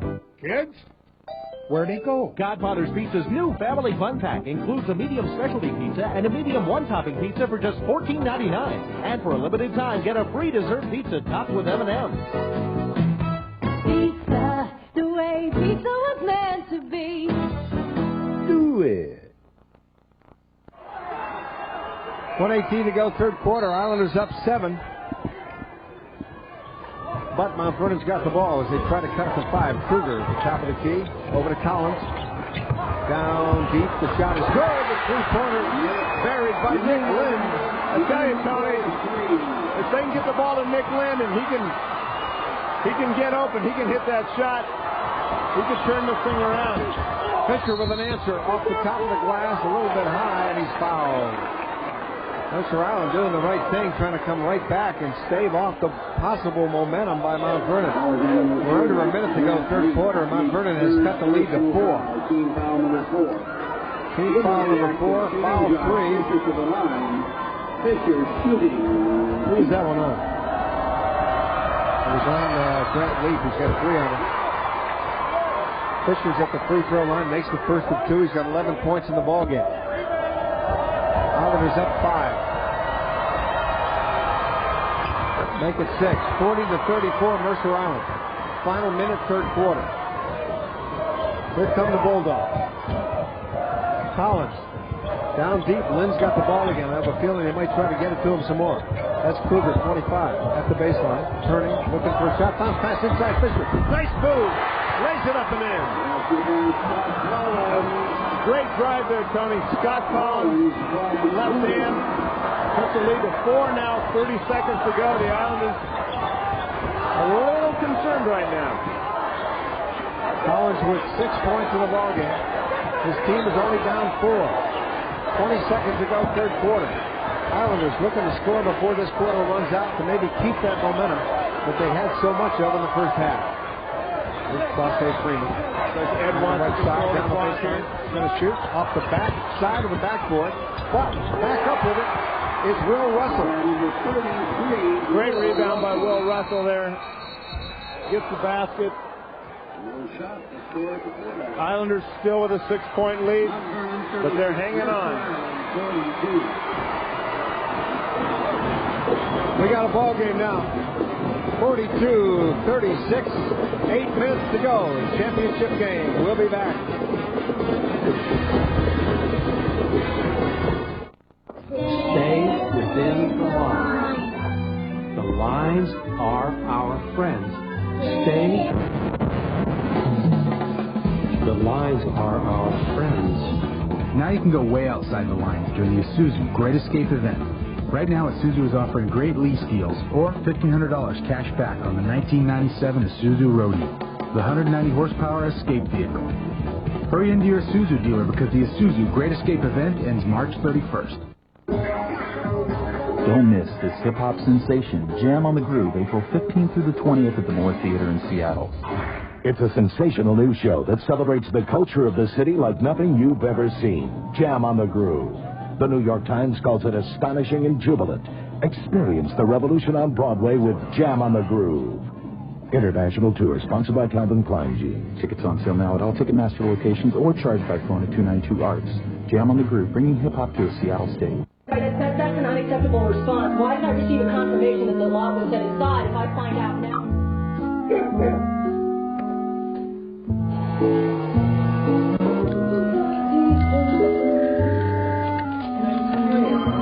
No, if we have the laces in by next Tuesday, we don't have a problem. From PCs to cell phones, from modems to faxes, we make the chips that help make telecommuting an affordable reality. AMD. At work in your life.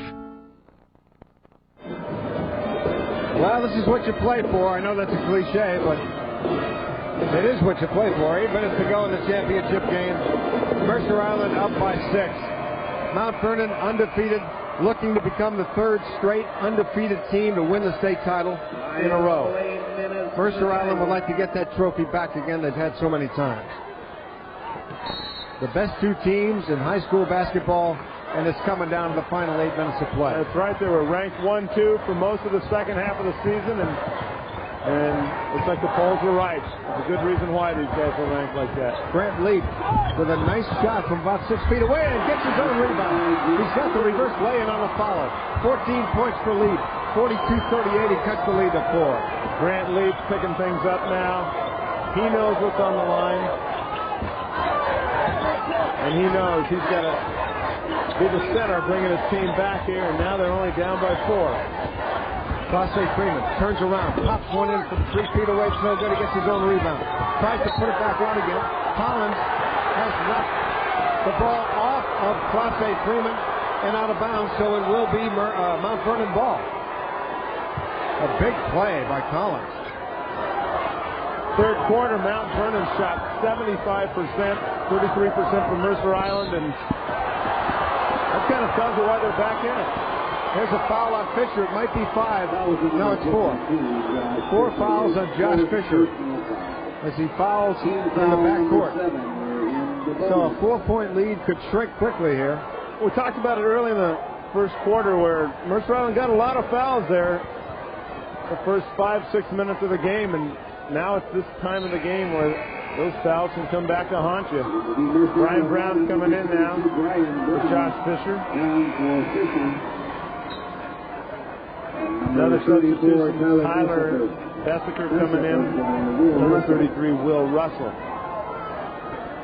Well, you know, you set up the same kind of drama as the Islanders had in last night's game with Brown in the game in the fourth quarter. You got to get him the ball. There's no doubt about that. They still have the lead by 4, but it could shrink right here. Kruger's first free throw is good. Aaron Kruger, the 6'3 senior, has 5 points in the game. The average is 7.6.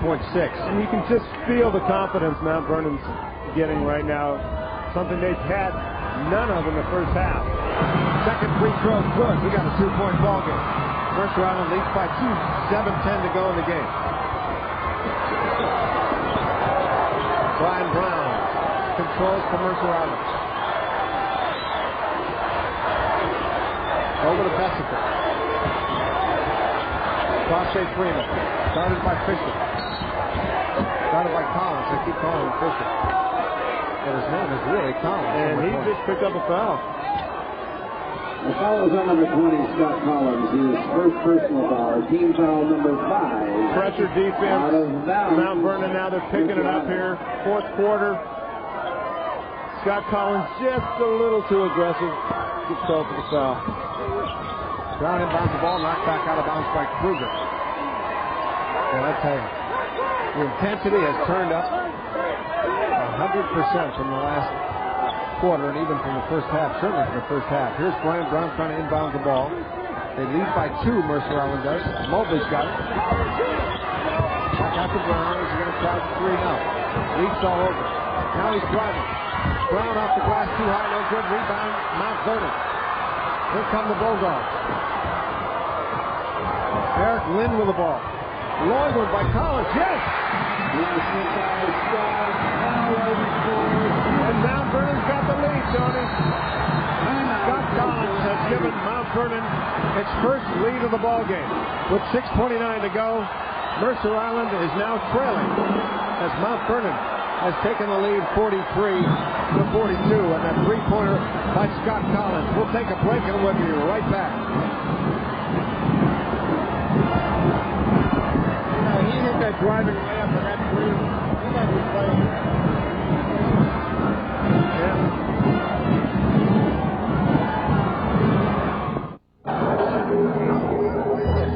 Makes me uncomfortable when there's a bunch of yapping while I eat.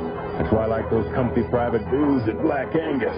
Especially when they're setting out top sirloin with pan-roasted garlic, a dozen golden fried shrimp, and barbecue baby back ribs. Black Angus garlic steak, a dozen shrimp barbecue ribs, and all the fixings just $11.99. With no discomfort and distractions.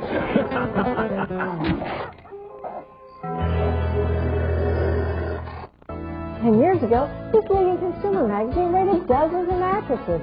Sleep Country has turned back the clock on mattress prices.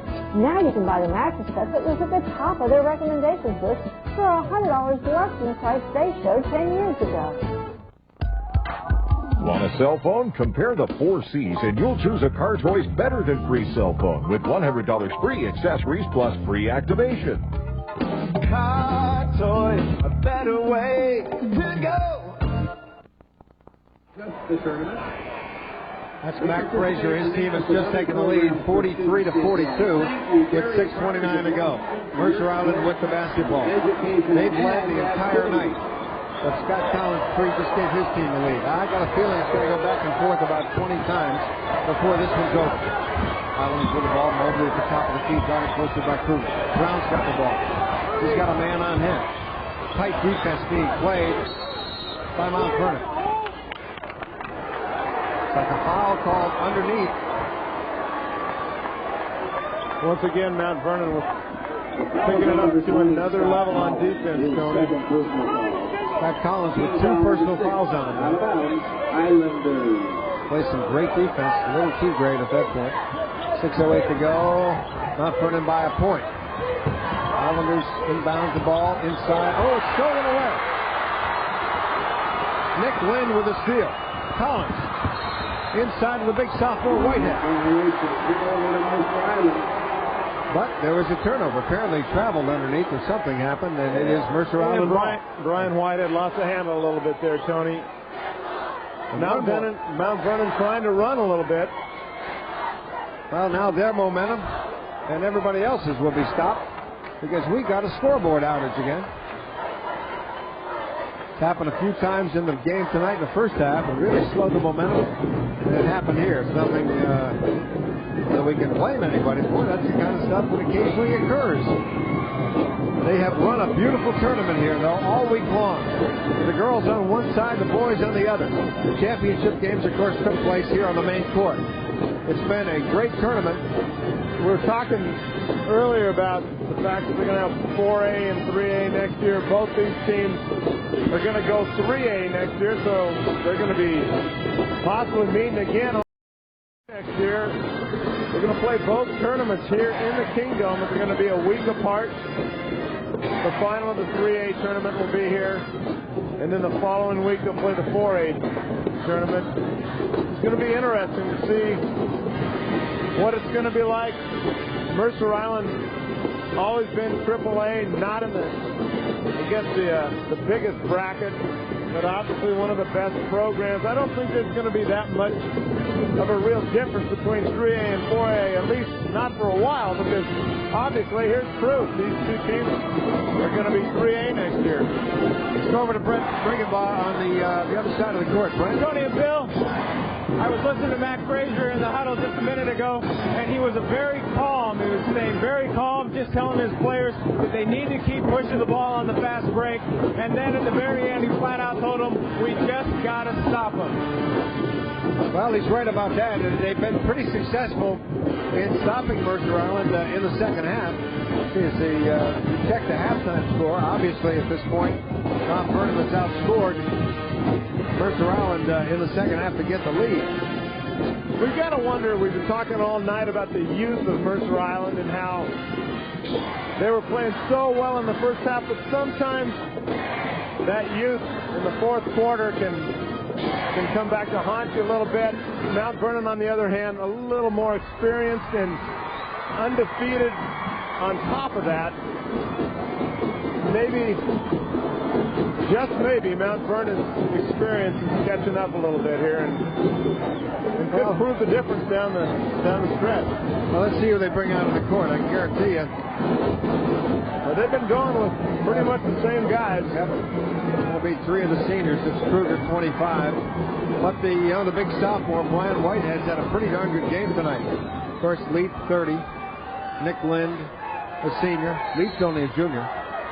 The Islanders, Brian Brown inbounds the ball to the outstanding sophomore, Elliott Crossay Freeman. He's had a great game tonight. He's going to need more of a great game in the final 6 minutes. He's done a great job of running the offense for Ed Temple. Here's Mobley. Winds around the right side, takes a shot off the glass, misses, but he's fouled. Nick Lind picking up the foul here. Got two on him. Mobley with a chance to give Mercer Island the lead back. 5:41 to go in the AAA Boys State Championship. 43-42. Mount Vernon. They've had their only lead of the night right here. They've had it for about 30 seconds. Mercer Island jumped out to a pretty healthy lead early in the game. Led by 15 at halftime. Coach Peppel over there shaking his head as Dyron Mobley misses the first free throw. Second one is good. It's tied at 43 with 5:41 to go in the title game. Pressure in the backcourt applied by Mercer Island. Now we got a kick. Violation. Out of bounds, Mount Vernon.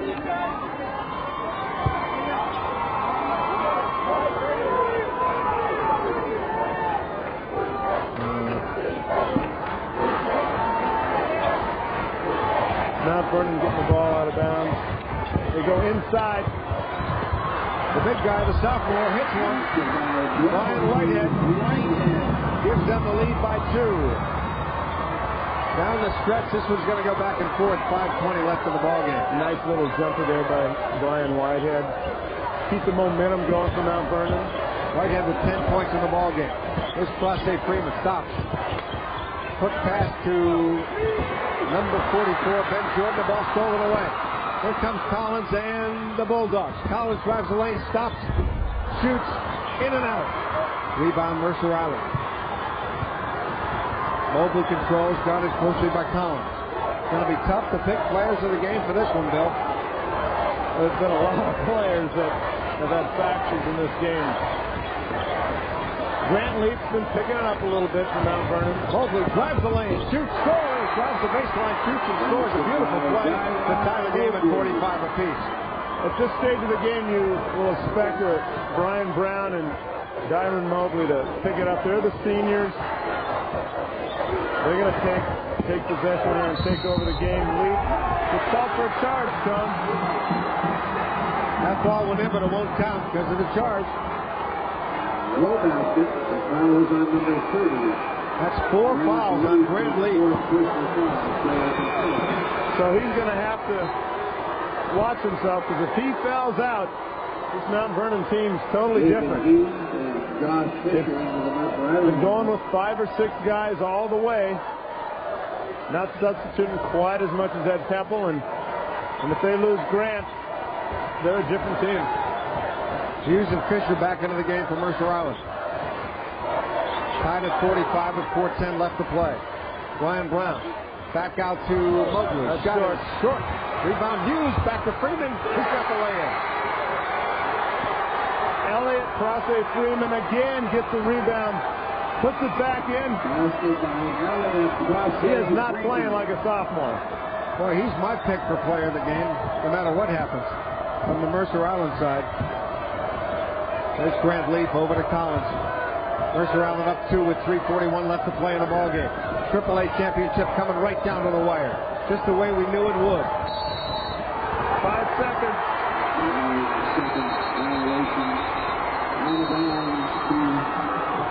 5-second violation followed by a timeout.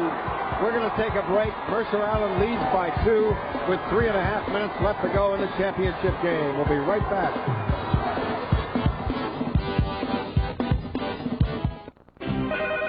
Want to know who's calling? Mom? Dinner? I'm there. Make life easier with caller ID from GTE. Denise? Concert? On you. Okay. Take those calls you want, when you want. Boss! Promotion? All right. Order caller ID from GTE today. Just call 1-800-SMART-CALL or stop by any GTE phone lot. Inheritance? GTE. Amazing. Edgar is our DH, and in between at bats, he does a lot of little things. Now, that's a good grit. Things fans don't always notice. Little things that help the ball club. The square root of 16 is 4. Thanks, Edgar. That's Edgar. We want 18 pizzas, 9 with pepperoni. And it's what makes him the quiet leader he is. Yes, we have a coupon. The 97 Mariners. You gotta love these guys. Well, it wasn't close at halftime, but it is now with 3.5 minutes left to play. Mercer Island up 47-45. The Islanders held their composure here. They couldn't let it slip away when Mount Vernon came back and finally took the lead, but Mercer Island does not let that happen. They're still ahead by 2 points here. 3:34 to go in the championship. This is what it's all about. Brian Brown, the senior, inbounding the ball for Mercer Island. Gets it into Mobley. Crowd on his feet, some of the crowd. Beautiful play by Fisher inside. Fisher with 14 points in the ballgame. A 4-point lead for Mercer Island. 3:17 to go. Here's Scott Collins. Guarded closely by Crosse Freeman. Long looping pass stolen by Brian Brown. Back to Freeman. He runs the offense. 3 minutes left to go. Championship game. Mercer Island up by 4. Big turnover for the Islanders there. Freeman's got it. Looking to get it inside to Fisher. Bounce pass to Fisher. He's bumped hard. No foul call. Here's Mobley. Back out it goes to Russell. Top of the key. Left side to Fisher. Out to Brown. 2:40 left to go. Mercer Island controls the ball. They got the lead. Fisher driving. 5-footer. Too hard off the glass. Gets his own rebound. Puts it up again. Gets it again and gets fouled. Great effort by Josh Fisher. Great effort. Eric Kruger with the foul. Josh Fisher getting the shot off, getting the rebound, just crashing the boards. Finally gets the foul. He'll go to the line. Islanders now up by 4. And 3 sets to 6. 2:31 to go. Well, Josh, I mean, there's another great example of a sophomore who's come off the bench a couple of times to spark this team. That's what's interesting again, Dick. 50-45.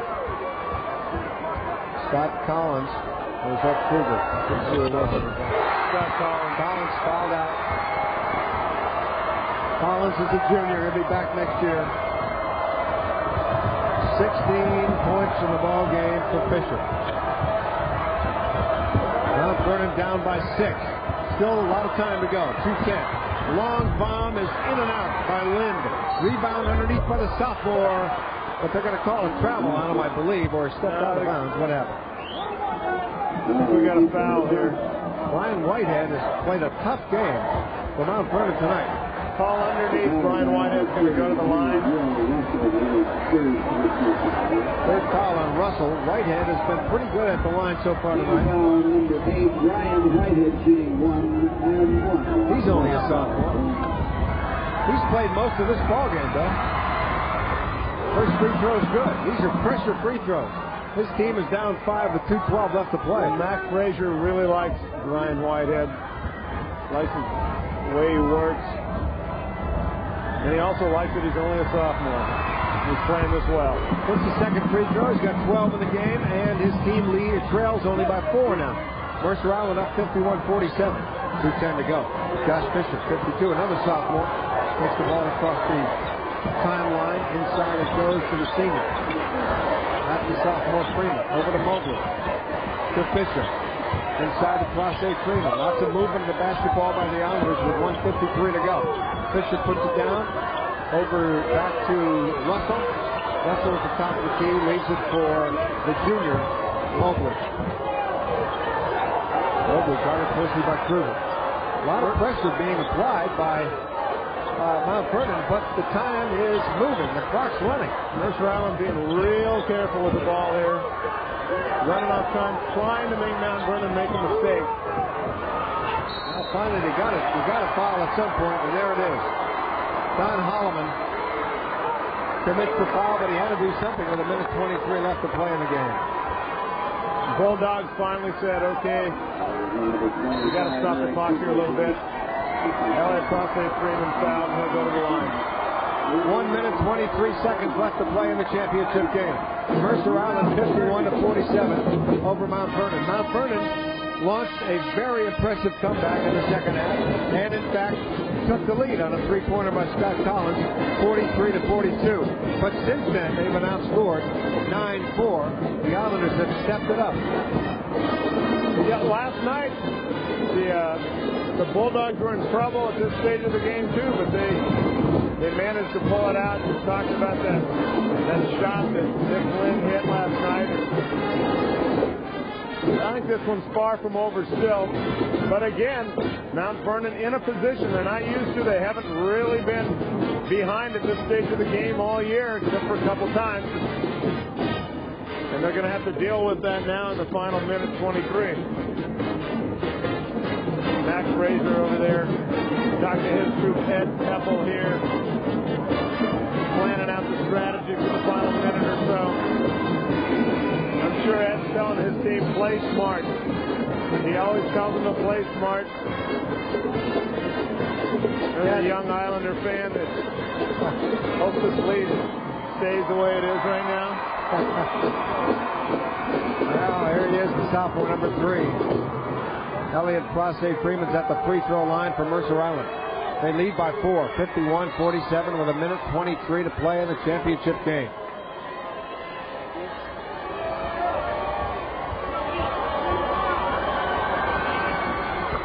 Makes the first free throw. Big free throw for the sophomore. See if he can do it again here. Second one, high off the rim and no good. Comes down to Grant Leaf.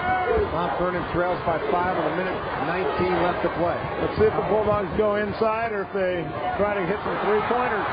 That pass went off the face of Grant Leaf, and we got a foul. And then he turned around, tried to get it back, as is so often the case, and committed his 5th foul. A tough way to go. We talked about it earlier. If Grant Leaf fouls out, how different this team's going to be. And there's his 5th foul. He's out of the game, and the Bulldogs are going to have to go the rest of the way, down by 5 without their leading scorer. So often the case, Bill, when you commit a turnover as he did, the pass came into him, went off his face. He's a great athlete, good player, 14 points in the ball game. But the ball went off him, he lost it, and then in frustration, he commits the foul. And it shows you the intensity of this game, the fact that he had 4 on him. Of course, doesn't even pop into your head at that point. You just try to get the ball back. Well, now it's Russell at the line for 2. Or 1-1. First one is good. Russell at the line, second one. And Mercer Island is on the verge of putting this one away at 53-47. Jordan Bell coming in from Mount Vernon right now. Replacing Eric Kruger. Another big free throw here for Will Russell. We made them both. 7-point lead for the Islanders. And at this point, Mount Vernon needs to score and in a hurry. Lynn's three-point attempt is no good. Rebound comes down to the Islanders. Collins inside for the lay and a nice play. They're down 5 with a minute left to play. And Mount Vernon will call a timeout with 59 seconds to go. Mercer Island is a 54-49 lead. The Bulldogs playing without their top scorer, junior Grant Leaf, who was fouled out of the ballgame. Well, I anticipate they're going to try to get the ball to Nick Land. Try to see if he can get hot from the outside to try to cut this lead down. 59.2 seconds to go. Mercer Island is going to be very careful with the ball. They're going to try again to make Mount Vernon make a mistake. Try to force Mount Vernon to make a mistake. Protect the ball. And again, play very smart to try to hold that lead.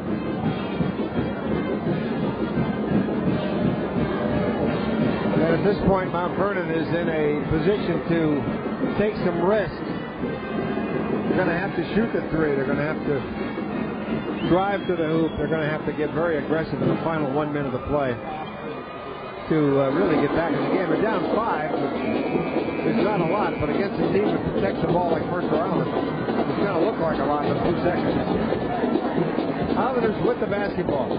They lead 54-49. Full court pressure here by Mount Vernon. Brown gets it into Russell. They dive for it. It's a steal and a bucket by Collins. And another quick timeout by the Bulldogs. That's exactly what they wanted to do. Get a turnover, get a basket, call another quick timeout. Scott Collins with 13 points in the game. Boy, he has come on strong in the second half. 54-51. His team is trailing with 52 seconds to go. That's your classic case. The leading scorer fouls out, and everybody else has to pick up the slack. And right now, Mercer Island's going to have to deal with that defensive pressure in the backcourt. First time there, they didn't deal with it too well. Mount Vernon gets the steal and a quick bucket. Keep in mind, the one time they met this season, Mount Vernon won fairly big. Granted, free throws down the stretch built the lead and, in fact, inflated it just a bit. But the final was 51-47. There's Max Frazier. The hands of his team over his head. He's got a plan. He wants them to play smart, too. All right, here we go. The final 52 seconds of the boys AAA championship game. Mercer Island up 54-51. They will try to inbound the ball against tremendous defensive pressure from the Bulldogs of Mount Vernon. They were not successful in their last attempt. Let's see what happens here. Long pass, Brian Brown. Cross-state Freeman will have a layup, and he's fouled. What a play by the sophomore. There he is again. Ed Pepple decides to go deep. Brian Brown takes the ball out, goes deep to Elliott Crossay Freeman. He lays it in, gets fouled. A huge play from the Mercer Island Islanders. What a night for the sophomore as he goes to the line to make it a three-point play, and he missed the free throw. Rebound comes down to Russell. Mercer Island controls the ball. The foul committed by Collins. And Brian Brown will go to the free throw line for a pair. Brian pointing his finger at Will Russell. Great rebound in the clutch here. Less than a minute to go. Russell, a 6'4" senior, Doesn't score a lot of points, but boy, he did his job right there when he had to. Mercer Island up 56-51, 46 seconds to play in the championship game. Brian Brown with some huge three-pointers last night, but these are two big free throws. First one up, rattles it down and drops in. 6-point lead for the Islanders.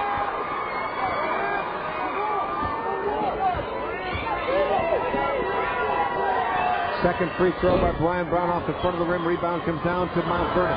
44 seconds to play. They trail by 6. Three-pointer by Collins. Whoa! Scott Collins with the long three-pointer. 16 points for Collins. What a great fourth quarter he's had.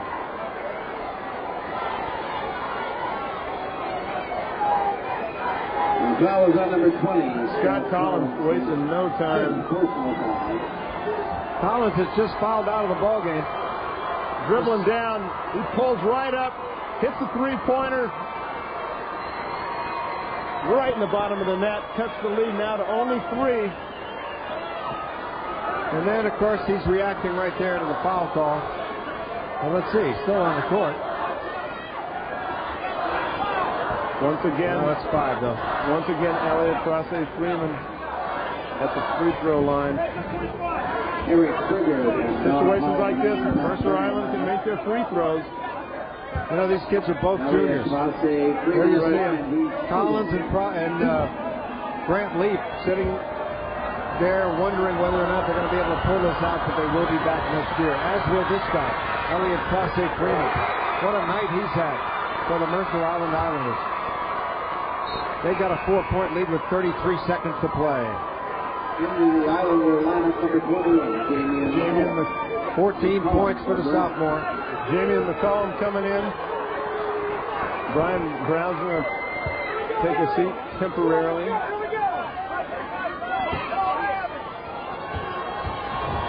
Mercer Island bench. Freeman's second free throw is up and rims out. Rebound comes down to Kruger. Over to Holloman. Back to Kruger. 25 seconds to go. Shot pumped up from three-point land by Jordan Bell. Yeah. Jordan Bell just into the game, hits a clutch three-pointer. Bell fouls Dyron Mobley. Here we go again. Mercer Island now going to the line with only a 1-point lead. 58-57, 14 and a half seconds to go. Bell just checked into the game a minute ago. Hits the clutch three, commits a foul here, but that's no problem. He's only got 1 on it. Mobley at the line. 14 and a half seconds left. Mercer Island clinging to a 58-57 lead.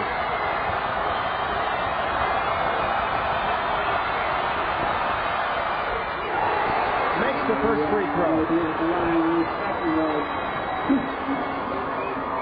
Brian Brown checking back into the ball game. Mercer Island lead is 2 now, 59-57. Round for Russell.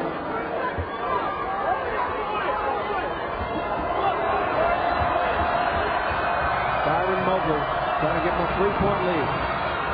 He does. Timeout call by Mercer Island. They lead 60-57 with 14 seconds left in the championship game. Ed Pepple wanted that timeout real quick. He wants to make sure his team knows what he wants them to do here with a 3-point lead, 14 seconds to go. Mobley making the 1 free throw. He's got 10 in the ball game.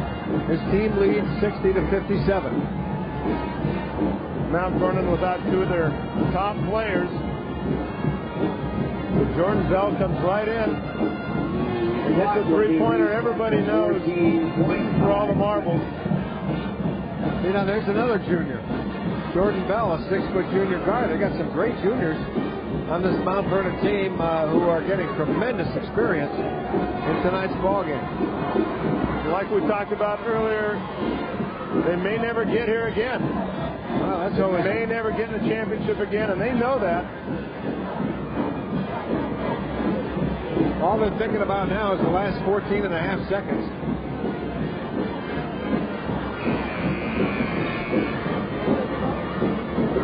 What the Islanders don't want to do is foul beyond the three-point line right now. And that's pretty much where the Mount Vernon offense is going to come from. I'm sure Coach Peppel has said no foul.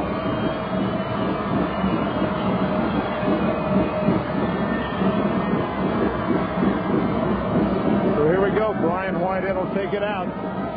And just a reminder that are following the game, fans are strictly all right. Mount Vernon inbounds the ball. Here's Jordan Bell. He might just take a three himself. 8 seconds to go. Pops the three.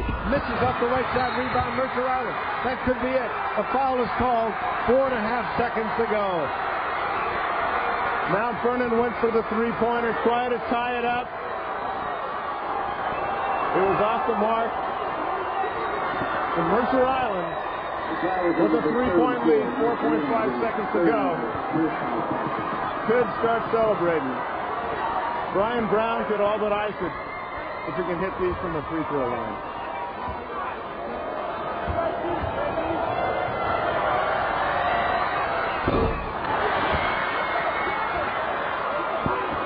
Well, he missed the first one. Brian Brown with the line second. He makes this one, he will ice it. If he misses it, well, he's still got a chance for a tie. Makes the second one. Mount Vernon down 4.5 seconds to go. They'll try a desperation three, and there it is. Off the mark, Mercer Island has won the state championship, 61-57.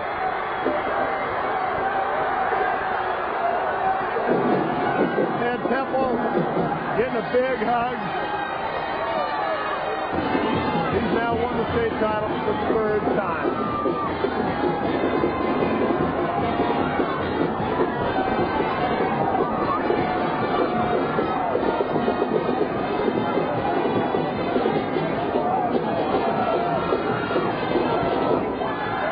Well, we'll let the pictures speak for themselves. The Islanders of Mercer Island have won the state championship as our camera gets in close on the bottom of the pile.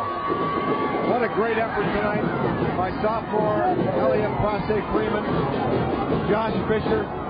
Terrific game tonight. And now the first team, all-tournament team has been announced. We're going to show you that. Mercer Island has won the state championship for their third time. And I'll tell you what, this one's as sweet as all of them, because these guys haven't been there before.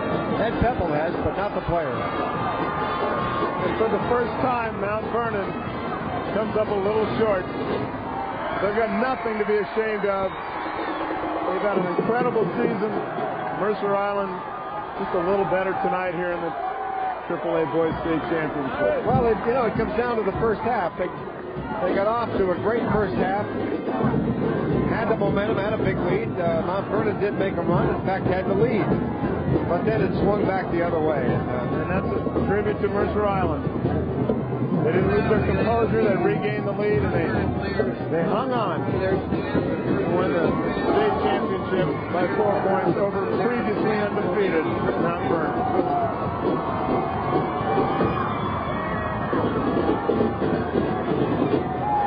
Well, the kids from Mount Vernon, there's no doubt they're upset. Undefeated all year. This is not only have they lost in the state title game, but it's their first loss of the year. They haven't had this feeling all year. But this is a great team. They're going to bounce back. They have some fine juniors and other underclassmen. Mount Vernon will be back. No question, the future's bright for both of these teams, Tony. And Mercer Island will be back, too. They got plenty of young guys in this team. We're going to get over to Brent with hopefully the winning coach, Ed Peppel. And let's go over to Brent Ringenbaugh right now with the winning coach and players. Brent? First of all, for the second place trophy, sportsmanship is the There we go. I think Brent is with the coach.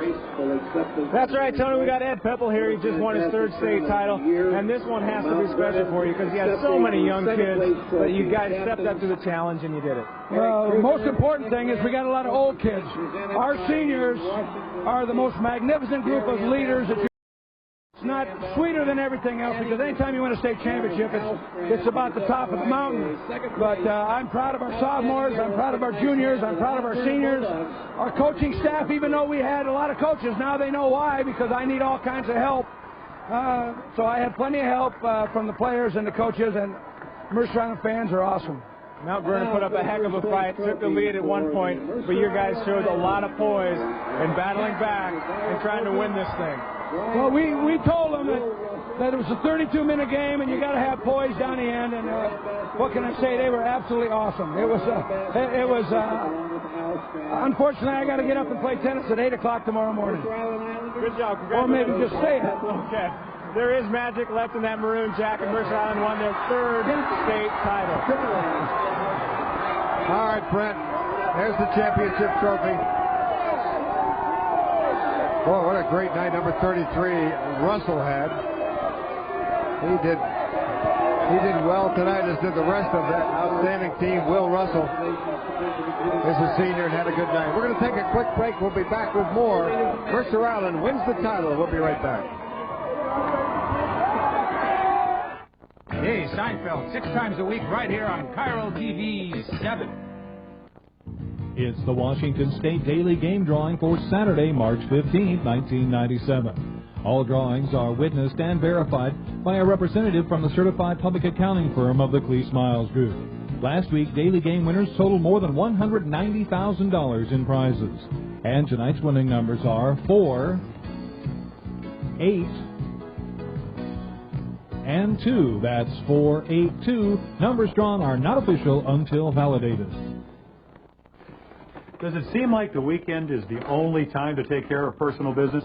The problem is that when you're off, just about everyone else is too, but not at the Money Store. If you're thinking about refinancing or getting a home equity loan, call the Money Store this weekend and apply by phone. There's no application fee, and chances are you'll have an approval by Tuesday. Palmer, there's still more bags in the car. So if you want to refinance your home or get a home equity loan, call the Money Store this weekend at 1-800-LOAN-YES. It's the Washington State Daily Keno Drawing for Saturday, March 15, 1997. All drawings are witnessed and verified by a representative from the certified public accounting firm of the Clee Smiles Group. Last week, there were more than 40,000 daily Keno winners. And tonight's winning numbers are 7, 9, 11, 13, 14, 20, 27, 36, 39, 42, 43, 47, 49, 54, 59, 67, 69, 70, 73, and 77. Numbers drawn are not official until validated. Great job again. Thanks, Chris. The player of the game is sponsored with pride by the Dairy Farmers of Washington.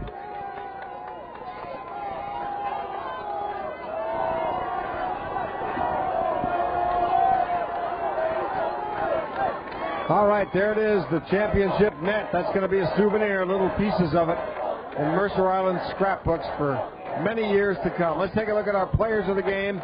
Tough choice, really, on both sides. Grant Leap, who fouled out, the terrific junior, is the player of the game for Mount Vernon. 14 points, 8 rebounds, but I'll tell you, Bill, it was close because Scott Collins came on strong in the latter part of this ball game and really deserves some recognition, as does Brian Whitehead. Nick Lind, all of them really did a great job. But Grant Leap is our choice for player of the game from the Mount Vernon Bulldogs. Now, as far as the champion team, the Mercer Islanders, another tough choice tonight because you have lots of great play in there. Number 33, the big senior, Will Russell, pulled down a key rebound late in the ball game. But your player of the game is sophomore Elliot Prasse Freeman, 14 points, 9 rebounds. Let's go to Brent with Elliot.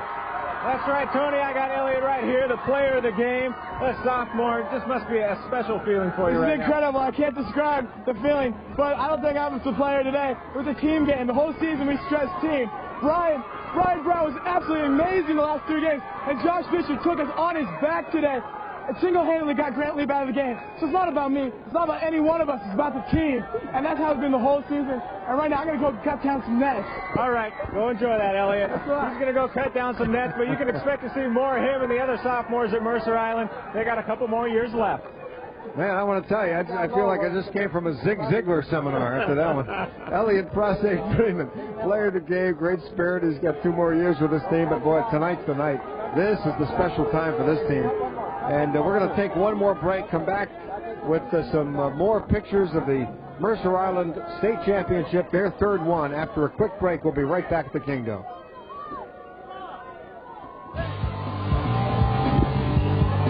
The mystery of the blinking rings.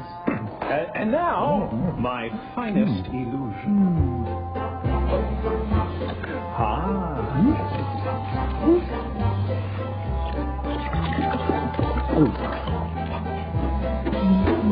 Voila! Empty! Thank you! Thank you very much. Thank you. Oh, no, please don't get up. You're too kind. Thank you. It's not necessary for you to... Milk. Ow! Friends, what do you get when you put Post-Bow RV together with the Tacoma Mall? You get the biggest spring RV sale in our history. If you're looking for a motorhome, travel trailer, fifth wheel, or camper, any maker, model, new or used, this is the sale you've been waiting for. Friends, it just doesn't get any better than this. Come see us at Tacoma Mall. But hurry, it all ends March 23rd. Post-Bow RV will save you a ton of money. The crime-fighting machine of the future is here. Viper, a series of high-tech ice. Somebody waltzed in and out of here with one of the Defense Department's best-kept secrets. Put the Viper team in the line of fire. We were brought in to test your security system. In my eyes, everyone's a suspect. Are they being framed? We need anything that will help us get to the bottom of this. Or have they crossed the line? I think we've been made. Next time on Viper. Sunday night at 8 on Cairo TV 7. There it is. That's what you get for playing so hard and winning the championship. That big trophy sits in the cabinet over at Mercer Island, and it's going to sit there for the 3rd time, Bill. They earned it tonight. Well, this is what they shoot baskets late at night for all their lives. They go through all those practices just to try to get a chance to win a state title, and right now, Mercer Island is cutting down those nets. Yeah, it's been a lot of fun for them, and they're having even more fun now. Let's toss it over to Brent for a final comment.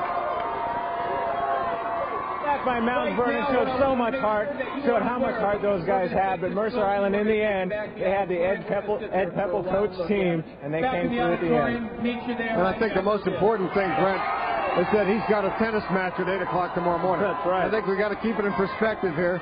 As Ed does, he made sure to thank all his sophomores, his juniors, his seniors, everybody, and not just the sophomores, but terrific team effort by all of them tonight.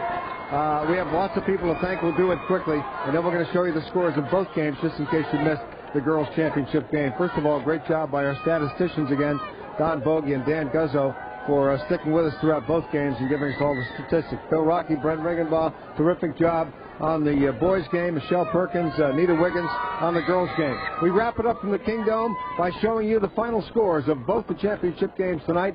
Federal Way beating Central Valley for the girls' AAA title 56-45, and in the boys' championship game ending just a few seconds ago, Mercer Island wins it over Mount Vernon 61-57.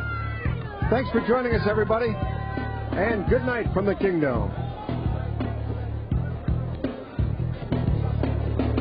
The 1997 State Basketball Championships were sponsored with pride by the Dairy Farmers of Washington. By your Northwest Ford dealers, home of 5 of the 10 best sellers in America again. And get yourself down to Black Angus and get cozy with great steak dinners and a whole lot more.